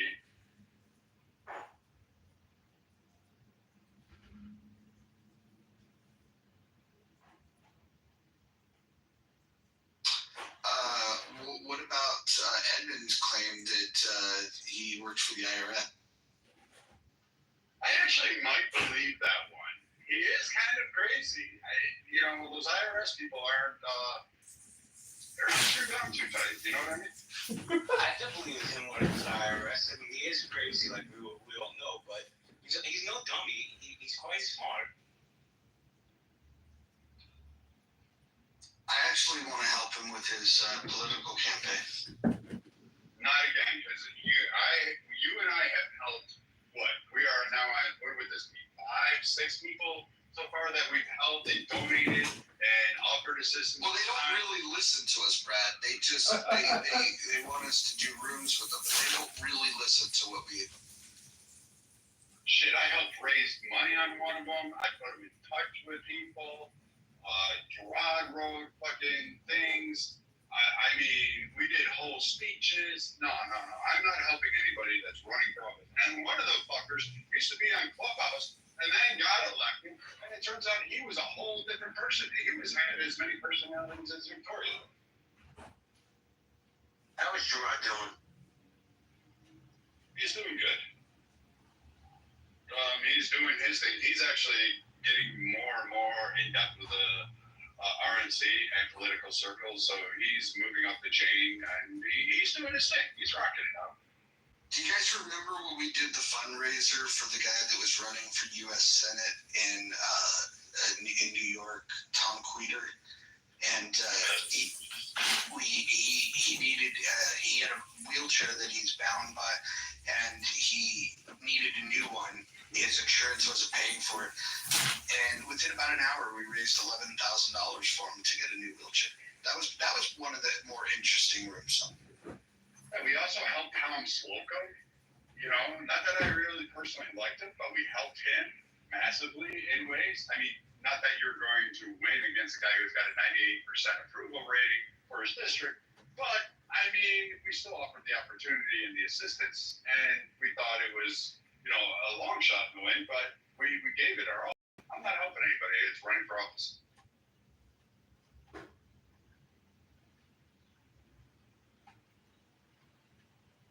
If you could bring 3 people back to the app, who would your 3 people be? Keanu Reeves, and Keanu Reeves. I'd bring KB back because I thought her rooms were hysterical when Clubhouse Season 1 first started. I'd probably bring Chris Ruby back.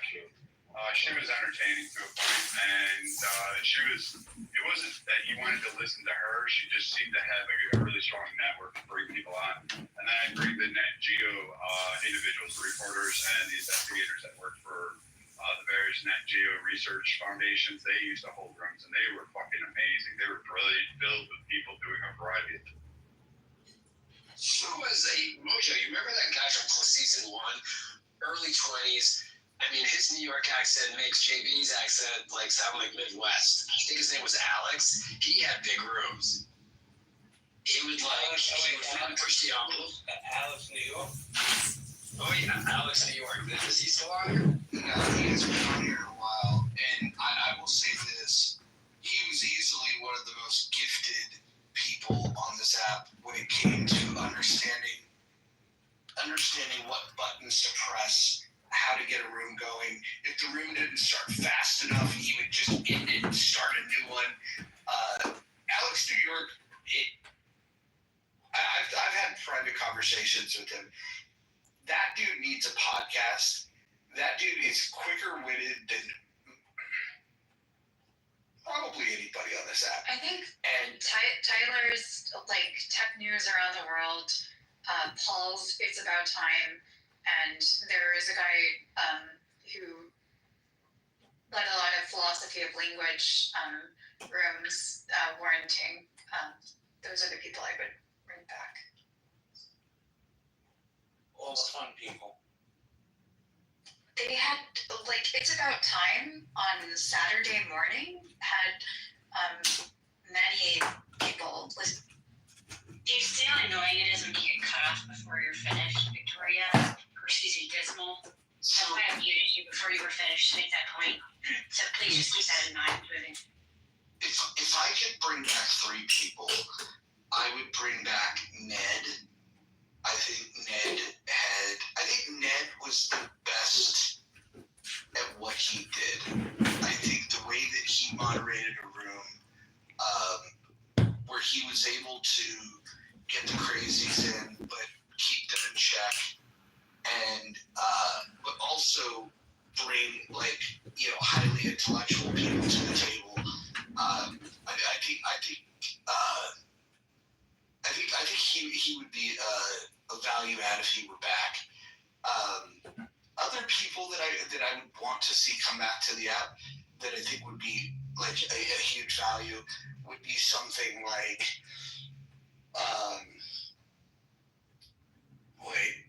I don't know if you guys would even remember some of these people. Well, Justin Higgins, as much as I thought he was kind of like a twerp, he was very good at getting people. He was getting sitting congressmen, former directors of the CIA. He got a lot of interesting people onto this app to interview them. I didn't like the structure that he had, but the structure that he had was the only way those people were going to agree to come on the stage. And unfortunately, what he did was he quickly in his interest in this app because he got delusions of grandeur. So Justin Higgins and Ned, I think those would be the top two that would bring value back. And then, believe it or not, I think even just bringing back Hunter Shackelford. I think Hunter was such a character.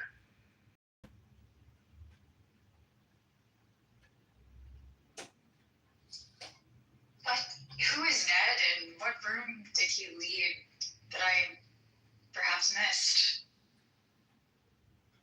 Ned used to do rooms all the time. Kelly, how would you describe Ned? Yeah, Ned generally had pretty open discussions with he would have interesting people in a variety, not just set the panel, but a lot of people that, people who have been here for a while, would have considered, heavy hitters, things like that.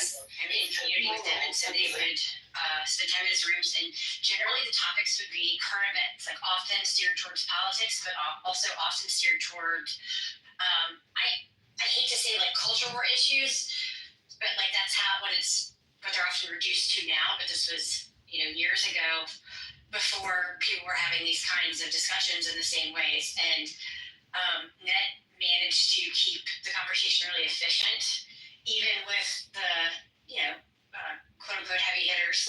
He had a way of managing the stage to keep them from dominating, being boring, etc., and also including randos that he didn't know.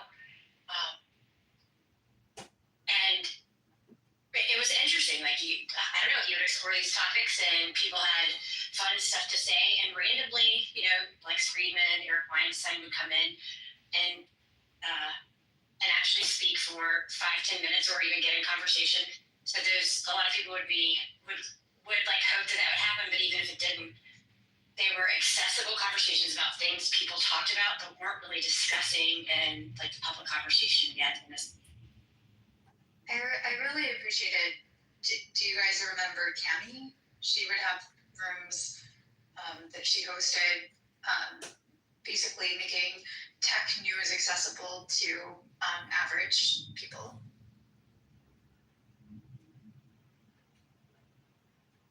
Scientific and basically STEM related topics. Nobody knows what I'm referring to. I mean, that's Cami may have done that, but I think what most people probably remember her for is kind of just being the silent mod. It was always a mod on almost every stage.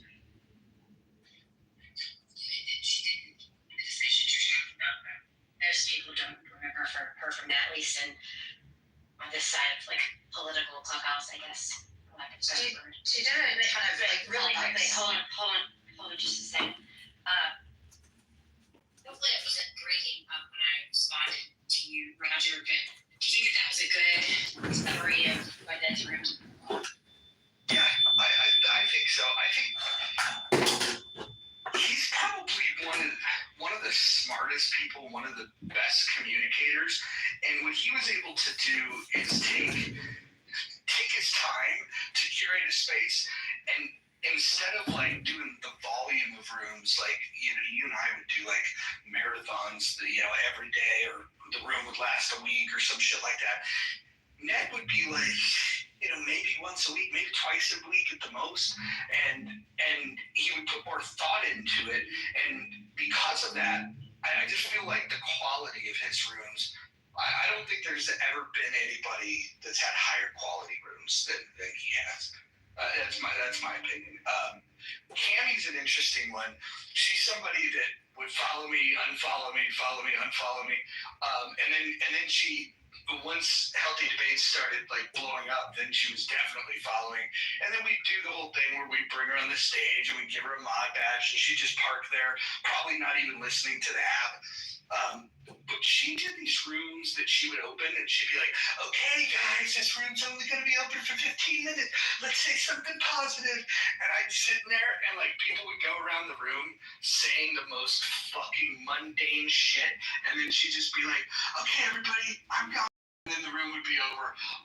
So my experience with her was that I thought she was a cloud chaser. She did seem nice, and she actually has real world experience, which, that's something that most people on this app can't say.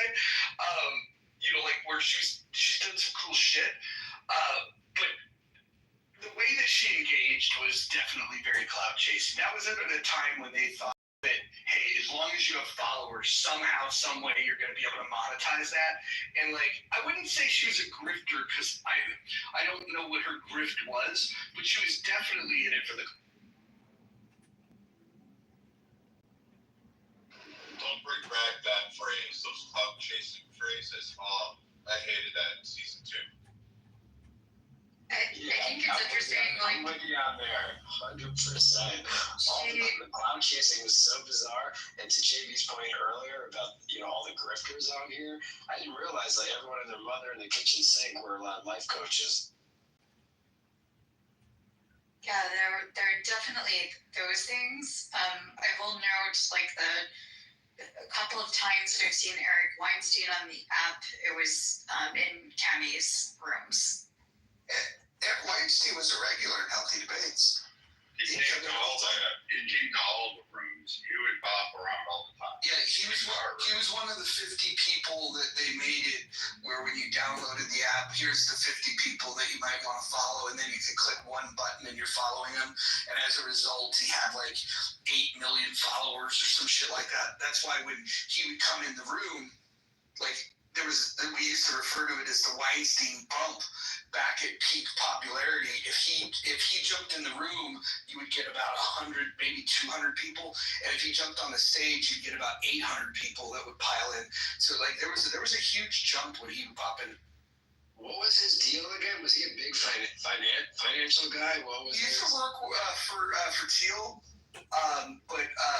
but he's a mathematician, but I think most of the things that people would know him for is just being part of that quote unquote intellectual dark web, and going on the podcast circuit and talking about things that used to be people were uninterested in. It used to be people would listen to Drive Time or Sports Talk Radio or whatever, and then when that explosion of like these public intellectuals came, he was just one of those. Him and his brother Brett. He was also fun in the political spaces because he seemed to have a flair for it. He liked having the discussions, and he would stay for a while. I know he's a couple of times. He parked up there for a couple hours, and it's like, Jesus. I saw him in a lot of the philosophy spaces. He definitely parked, but I don't see him anymore on this app. The last person that had much of an audience that would come to the room regularly and participate on the stage was Lex Friedman. He's probably the last of the celebrities that, if you want to call him that. He would sometimes randomly appear in Cammie's spaces. Lex just didn't like the recorded part. He did not want to be recorded. What Lex appreciated about what did he He's an engineer. He's if you listen to him, some people love him, some people hate him. He speaks very slowly, but he likes to get people on his podcast and get into some pretty deep conversations. He's had Elon on his podcast probably more than I don't think. You could probably add all of Elon's podcast appearances on other major podcasts together. No, there's no way. Absolutely no way. As far as Brett Weinstein, he started a podcast called the Dark Horse Podcast that he does with his wife, who's also a mental professor. That's Brett's podcast, right? Yeah, Brett's wife. Yeah.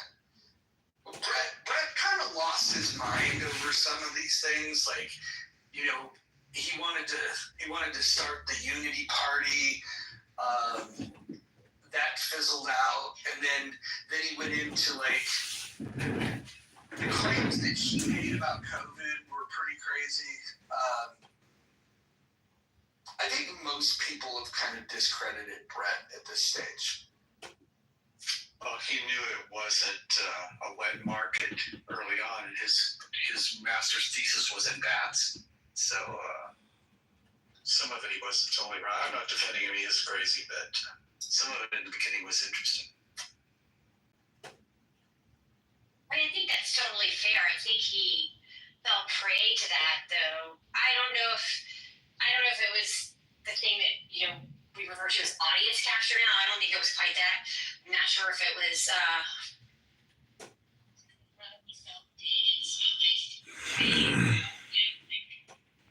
considered heterodox and having a point of view that he stood by that was there proven correct. But it's as if his ability to discern fact from fiction or base a claim on evidence as he had before was completely lost to that moment of glory.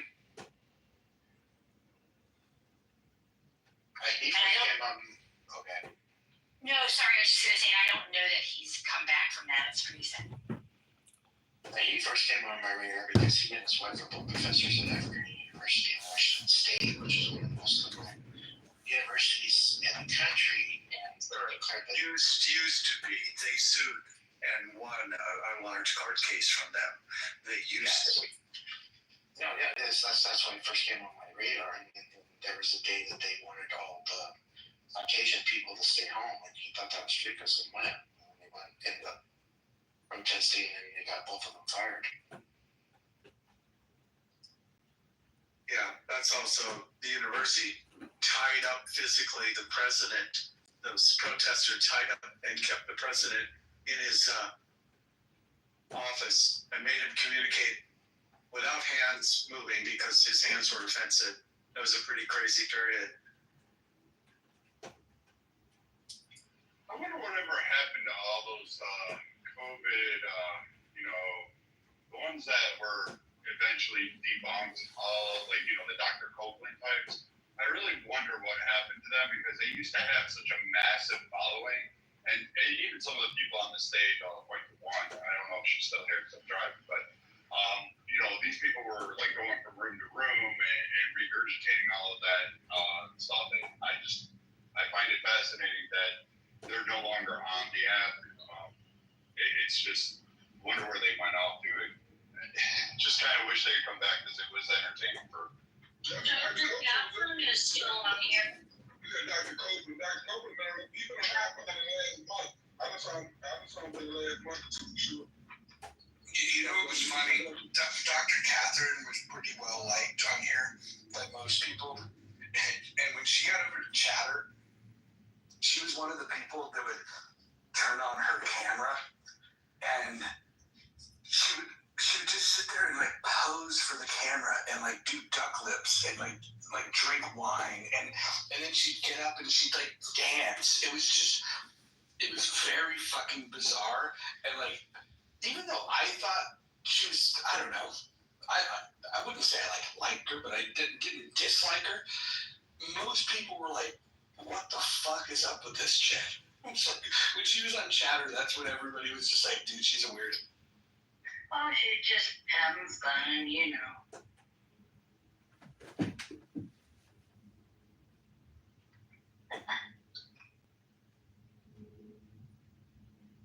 One thing that I noticed, there's somebody on the stage and the profile, all I see is 18 plus NSW, FW. Not safe for work.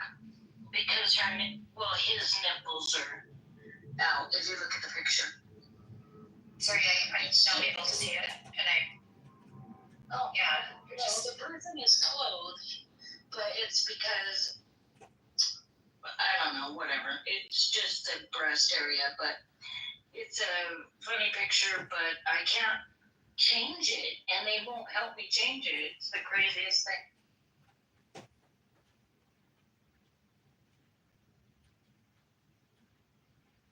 Dawn, are you on drugs? No. I don't do drugs, Roger. And I don't drink. No. I'm telling, why? Because I said they won't help me change my picture. And I have an Android. I don't have access to change this. Once you have an NSFW. No, your PTR had nothing to do with my question. What? Because, I have had mouth surgery a few times. All right. Maybe it's the way I speak. Yeah. Yeah, I don't even know if I want to say this, because there's no way this is going to come off and sound polite, and I don't mean to attack you. That's okay. Good. Okay, it sounds like you're either on drugs or you had a stroke. That's what it sounds like to me. Oh my God, that's funny. I'm glad you told me. I'm glad you're honest. No, it's probably because of the mouth surgeries. That's what's going on. No problem. And I have no beef with you. I think you're a sweet person, and I appreciate your presence on it. Oh, thanks, Roger.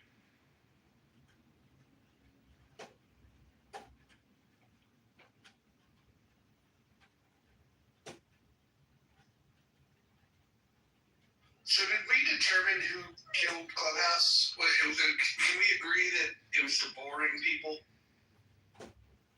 Yeah, it was. I never tamed it. I said it was the trolls. Not single-handedly, but I think the trolls played a major role in killing Clubhouse. The trolls. I blame Kima. If he spent less time creating children and more time focused on the app would be a better place. 100%. So basically, if I stay off the app, it'd be better. Okay, Brad, gotcha. I mean, you already have a football team. I mean, you might as well add a baseball team and a lacrosse team and a soccer team. He made at least one superstar, you gotta admit. Not superstar yet. I think the decline emerged when, how many users there are became a higher priority into, is the content, good? And quality, had been gatekept because people had invites only, and their accounts had to be represented by somebody who invited them. And so there was an accountability process that occurred in the beginning that doesn't exist now. That I think is where things started to unwind or decline. Even though, if you speak other languages, there are large rooms that occur, like Chinese rooms, for example.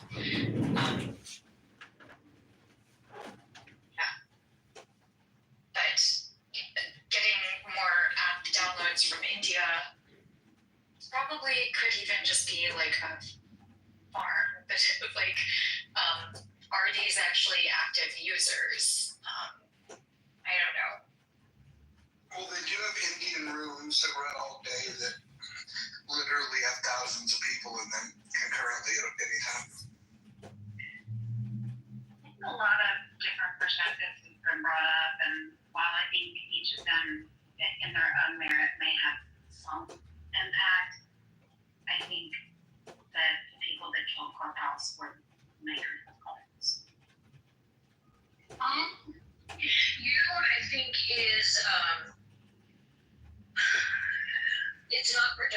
it's preventing people from meeting new people. So when I look at my hallway, right, I think this is the entire Clubhouse world, and it's not. It's not even 1%. So there are so many more rooms and people that we aren't aware of, that we don't have access to, and I think that that's what's holding growth back. Also. You know, another thing that happened that killed the political rooms is that once the election got close, well, actually, once the election ended, political rooms were pretty dead because people that were center left didn't want to be in the room with people that helped Trump get elected. And so that was a big thing. They were, I think they were embarrassed. I think that their predictions, they didn't want to have to stand in front. They just didn't want to hear Trumpers brag. And so they just disappeared. And they didn't disappear. They went into their own little echo chamber. And that's unfortunate because the good rooms all had one thing in common. And that was trying to bring people together from different ways of life and different ways of looking at the world and bring them into a conversation. Maybe this app has a chance after Trump's out of office, and maybe, you know, maybe when the Trump is gone, you can get people together that want to talk to each other again. But I think that the political conversations are going to continue to be circle jerky. But I mean, here's the thing that we noticed with like my group, like the political compass. Like we couldn't. We first, it's a full-time fucking job, just like you and Kelly running Healthy Debates. It's a full-time fucking job. You know, it's not something that you can just put thought in. You have to put in designs, format. You have to do research. And my team and I, we would spend our time in our off. Like we'd have discussions, call each other on the phone, and work. You know, the night before, like, all right, everybody got their little packet. Does everybody have what they want to talk about? Do they have it down pat? You got the counter arguments.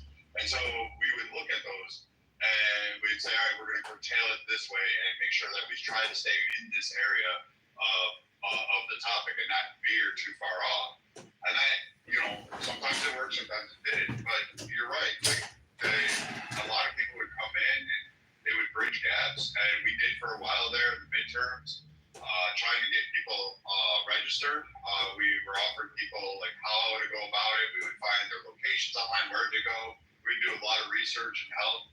And people were like laughing at us, but you know, like we wanted people to go vote. That was our big thing. But I don't know, if I were to open a political compass today, all the topics would just drip with what the PC is. Like if you look at political correctness, their topics are just anything anti-Trump, and it's just weird. Nothing is good. No trade deal is okay. No step sports piece is fine. No, nothing this man does is at all good. And then you get like the big boring trolls that just will continue to go on and on and on, and it's boring. Like what are you gonna fight?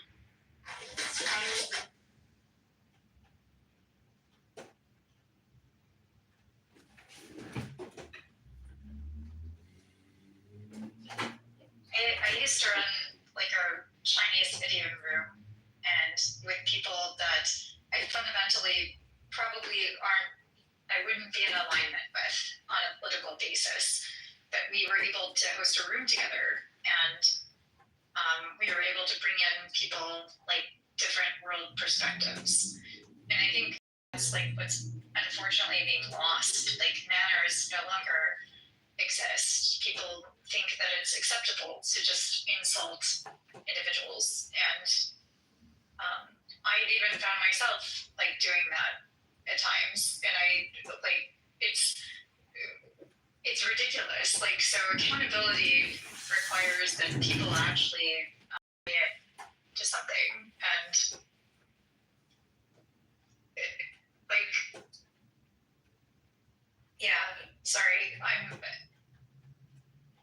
I just feel like I've learned so much about different people in society on this app, I'm not like feeling very positive about it anymore.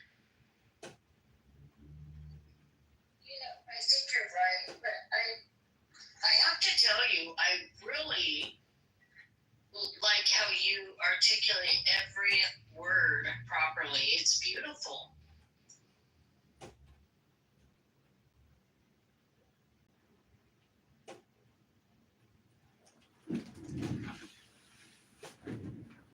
You know what I'm noticing has decreased is the amount of people that want to come onto the stage and instead of make a point at all, they center their entire argument around the person that they're arguing with is a racist, and that they can just dismiss their entire point of view because of that. That has slowed down a lot, to be honest. Like, it's still there, but it's slow. Do you think, Roger, that it's truly slowed down? I mean, I think generally speaking, it has slowed down. Like we talk about, I don't know, the direction that we're going, whether it's media, social media, interpersonal interactions. I think that it has. On this app, though, I'm curious if you think that slowdown reflects what we're seeing in the rest of the real world, or if it's because maybe the biggest perpetrators of that kind of thing, they don't present themselves in mixed company on the app anymore, as you were just saying. Like, there aren't diverse points of view on very many stages like there was. And so, because I've noticed the same thing, but I don't know that it's an improvement as much as it's just a reflection of the lack of engagement. I think it's also a fatigue. I think the racist fatigue thing is really starting to set in across here. You'll hear like black fatigue or ratchet fatigue or liberal fatigue or MAGA fatigue, for the left. And then you'll hear this time and time again, Kelly. And I just think people are just so sick and tired of like, okay, everybody's racist, who gives a shit, let's move on. And that's pretty much the context of what every discussion I've been in. And even on Twitter, where I'll jump on and listen, no one has time for it. And in fact, those people that were screaming the most are often the ones that are just booted down and forgotten about. So I don't even know if I'm for Shackelford, if she came back. I don't know if people would listen to her. I honestly don't. I think she would probably be dismissed. I think they would just not give a shit because they're just like, we're so tired of that one talking point that you just constantly only comment on, and you have nothing else to bring to the table. Yeah, I think there's a couple things. So I think, Kelly, the idea that, some of the people that would be most prone to do that, if you had to put a name on it, it would be people like Dr. Articulate, right? Like that would be like the poster child of that, right? They're not going to show up in a room like this anymore. They just won't. But also, the reason why I think they wouldn't want to is because there was a time where somebody came and said, "Oh, hey, Roger, that's very racist." I would actually stop and think like, "Oh, did I not say my point clearly enough? Like, maybe I need to restate my case." And I felt like I had to defend myself. Now I've realized Clubhouse has taught me that if you're called a racist, it's probably a positive thing, because the person that's arguing with you is such bad faith, and they're trying to dismiss your argument because they can't refute it. And so what they want to do is label you something bad, so then in an attempt to try to beat down your argument. And I think once upon a time on this app, it was effective because people in the audience and people on the stage would go, if this guy is racist, I don't want to align with him. But now, because they've cried wolf so fucking, the average person doesn't give a fuck. They're just like, oh God, the race card again. Get over yourself. And so now, I don't even bother arguing with people if they tell me that, that they think that I'm a racist. It's amazing. Yeah, that's fair. The main reason I asked the question, though, and then you can jump in if Rogers, I want to reply to this. It's because it still happens in spaces where that kind of interaction is welcomed. Obviously, it's not happening in like a contentious way, right? Unless someone random like happens upon one of their stages and they get up and spit out. But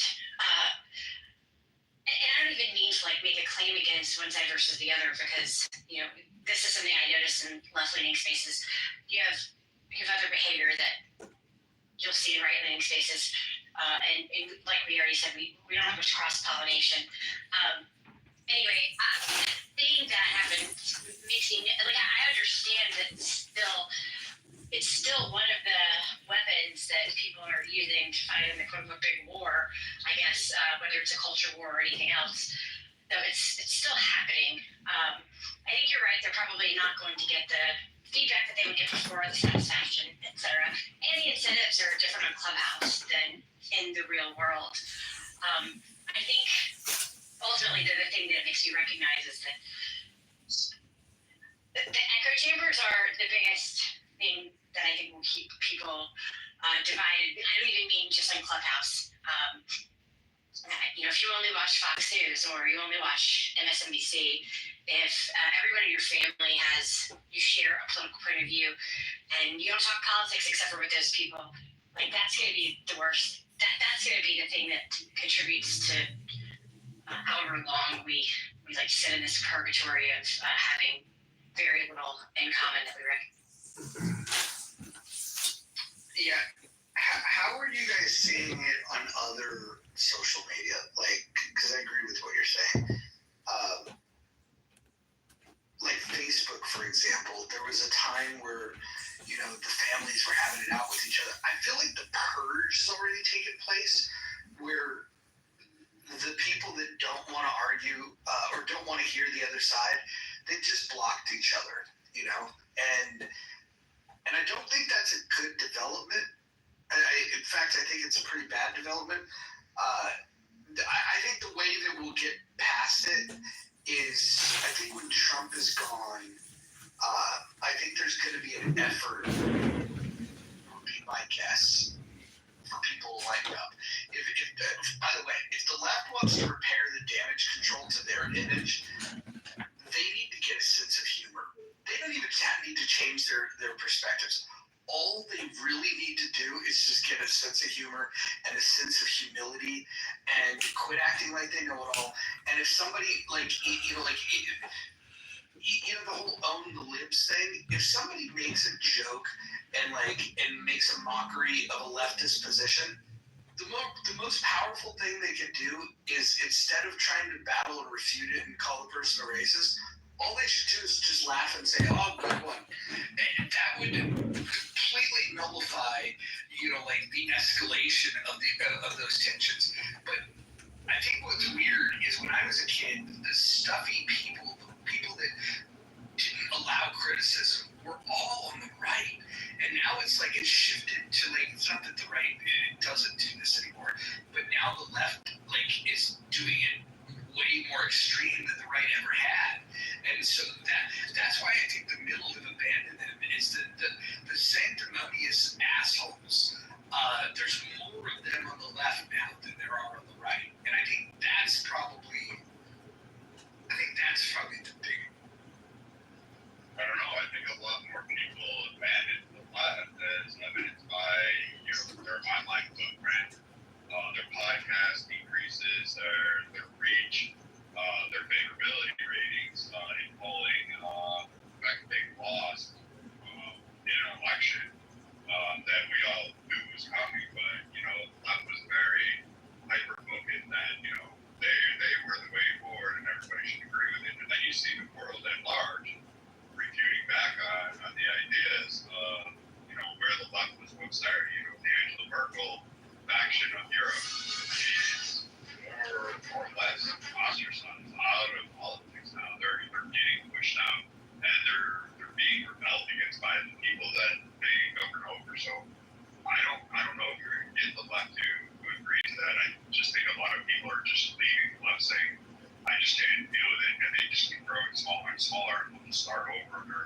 something post Trump, we'll just have this bigger tent that will just have the vection out.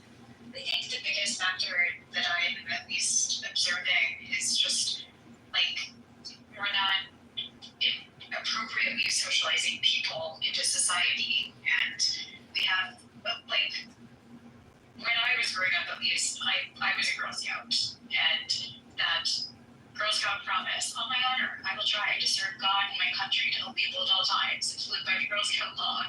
Like we're not like. There are a lot of people that don't even know what the Girl Scout promise is, or just haven't fundamentally been included. And I don't want to fault them for that, but I want to fault like the states that are taking resources away from educating people or providing these types of platforms for people to be socialized. And I think the vast majority of Americans would actually agree, like, on certain terms, formed a social contract, agreed on many policies and terms. We politicized everything. It's baffling. And it is. I agree with you. I'm not, this isn't a gotcha. I'm just trying to point out something that I think makes this more difficult. When you say everything has been politicized, yes, but it's difficult in my mind to call that problematic. Even though I appreciate the outcome that you're trying to point to, like you even politicized your response to then say that things are too politicized. I think when some of the institutions that were relied on for a long time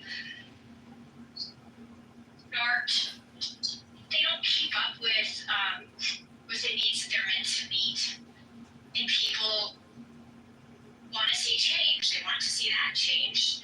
I don't know that people always have the correct solution, and that takes time. But when there's trouble, it's meant to be politicized. Now I get it. You don't want that to mean that people cannot be friendly with one another.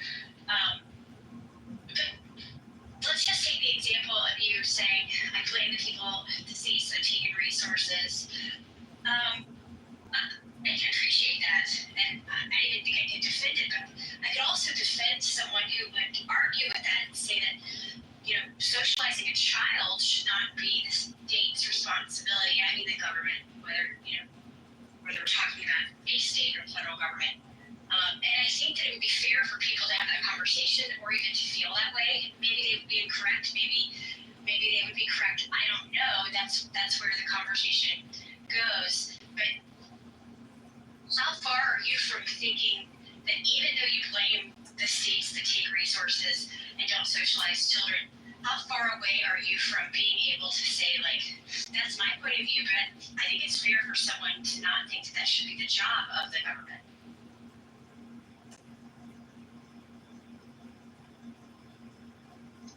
It's interesting you say that, because everyone's got an idea of a problem they want to solve, and the first thing that they talk about is the government's role in it, rather than even asking the question of, like, what is the government's role in this? So it's gotten bizarre to me. We should focus our attention locally.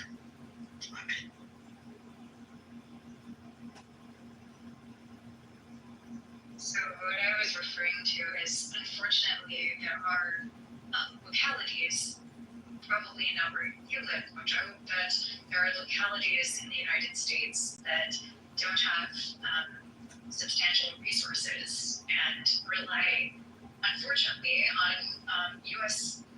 federally allocated taxpayer dollars. And those are the communities that are feeling like they've been dismissed. They're the flyover territory, etc. And we're seeing like the consequences arise. But that's been a 50-year, 100-year freaking fight. Like the flyover countries, the Rust Belt, have been complaining for fucking a century. I mean, since the 70s. Like that's not a new art.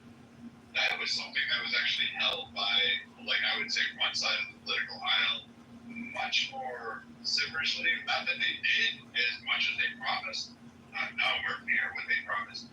But they used to be that champion before that. And now to hear it come from another political faction, it comes across as hollow because remember, they just cling too tightly to their Bibles and guns.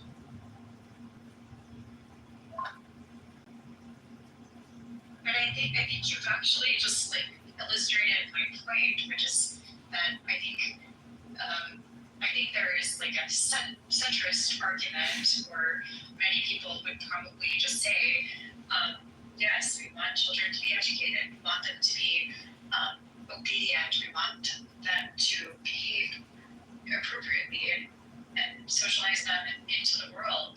I don't think anything that I'm saying should be controversial, but we're politicizing it because it's me who's saying it rather than you. That's actually untrue. I don't know, unless you're speaking specifically, Brad, but I don't know why you would assume that someone politicized it because you, Dismal, made this statement. I was very clear and tried to even speak slowly and ask the question in a way that if you didn't understand it, it would be easy enough for you to say so and have me restate it. But I only asked you if you were able to set aside your belief of what is true, not set it aside so that you don't believe it anymore, but set it to the side long enough to appreciate that there might be an honestly held opposing point of view.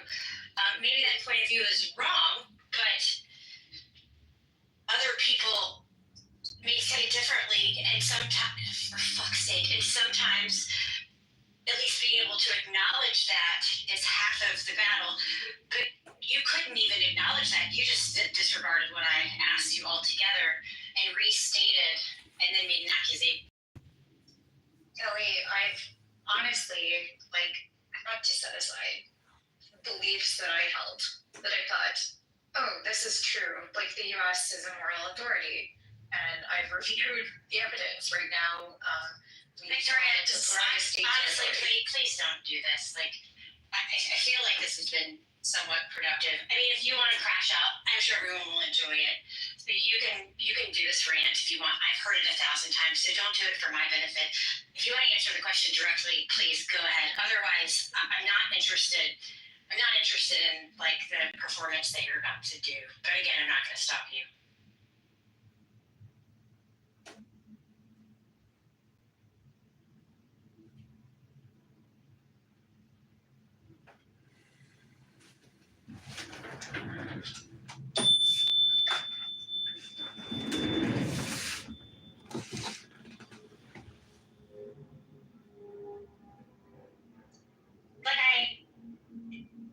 Like I do often in an exchange with you, and I hate that this is the fact because it didn't used to be.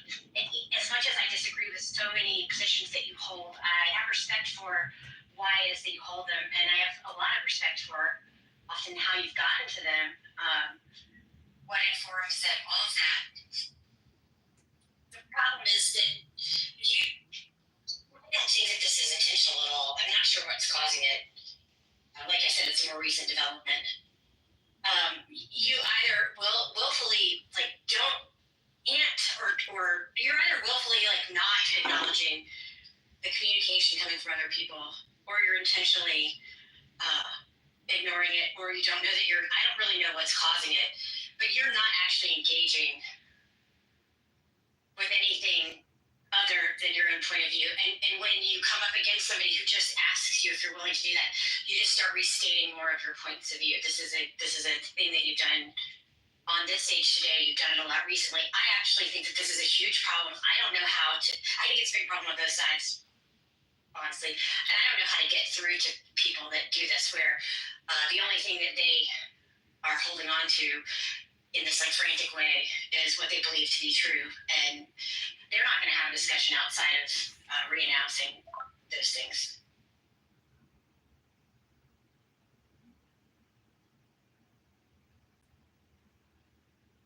You sounded just like this is crazy. Bills. You sounded just like this. No, it's not something that you Well, that was fun while it lasted. design, format, you have to do research, and you get and my team and I we would The original title of the room was talking about the ruined clubhouse, and there was a conversation yesterday that Lou had on here, Lou Fax, about it was a clubhouse reunion, and a lot of people joined that room. A lot of people joined his rooms frequently, but some people had returned that hadn't been on the app in a while. And then today, Jonathan Bing felt the need to start a room saying Clubhouse Union reunion ? Y'all are the ones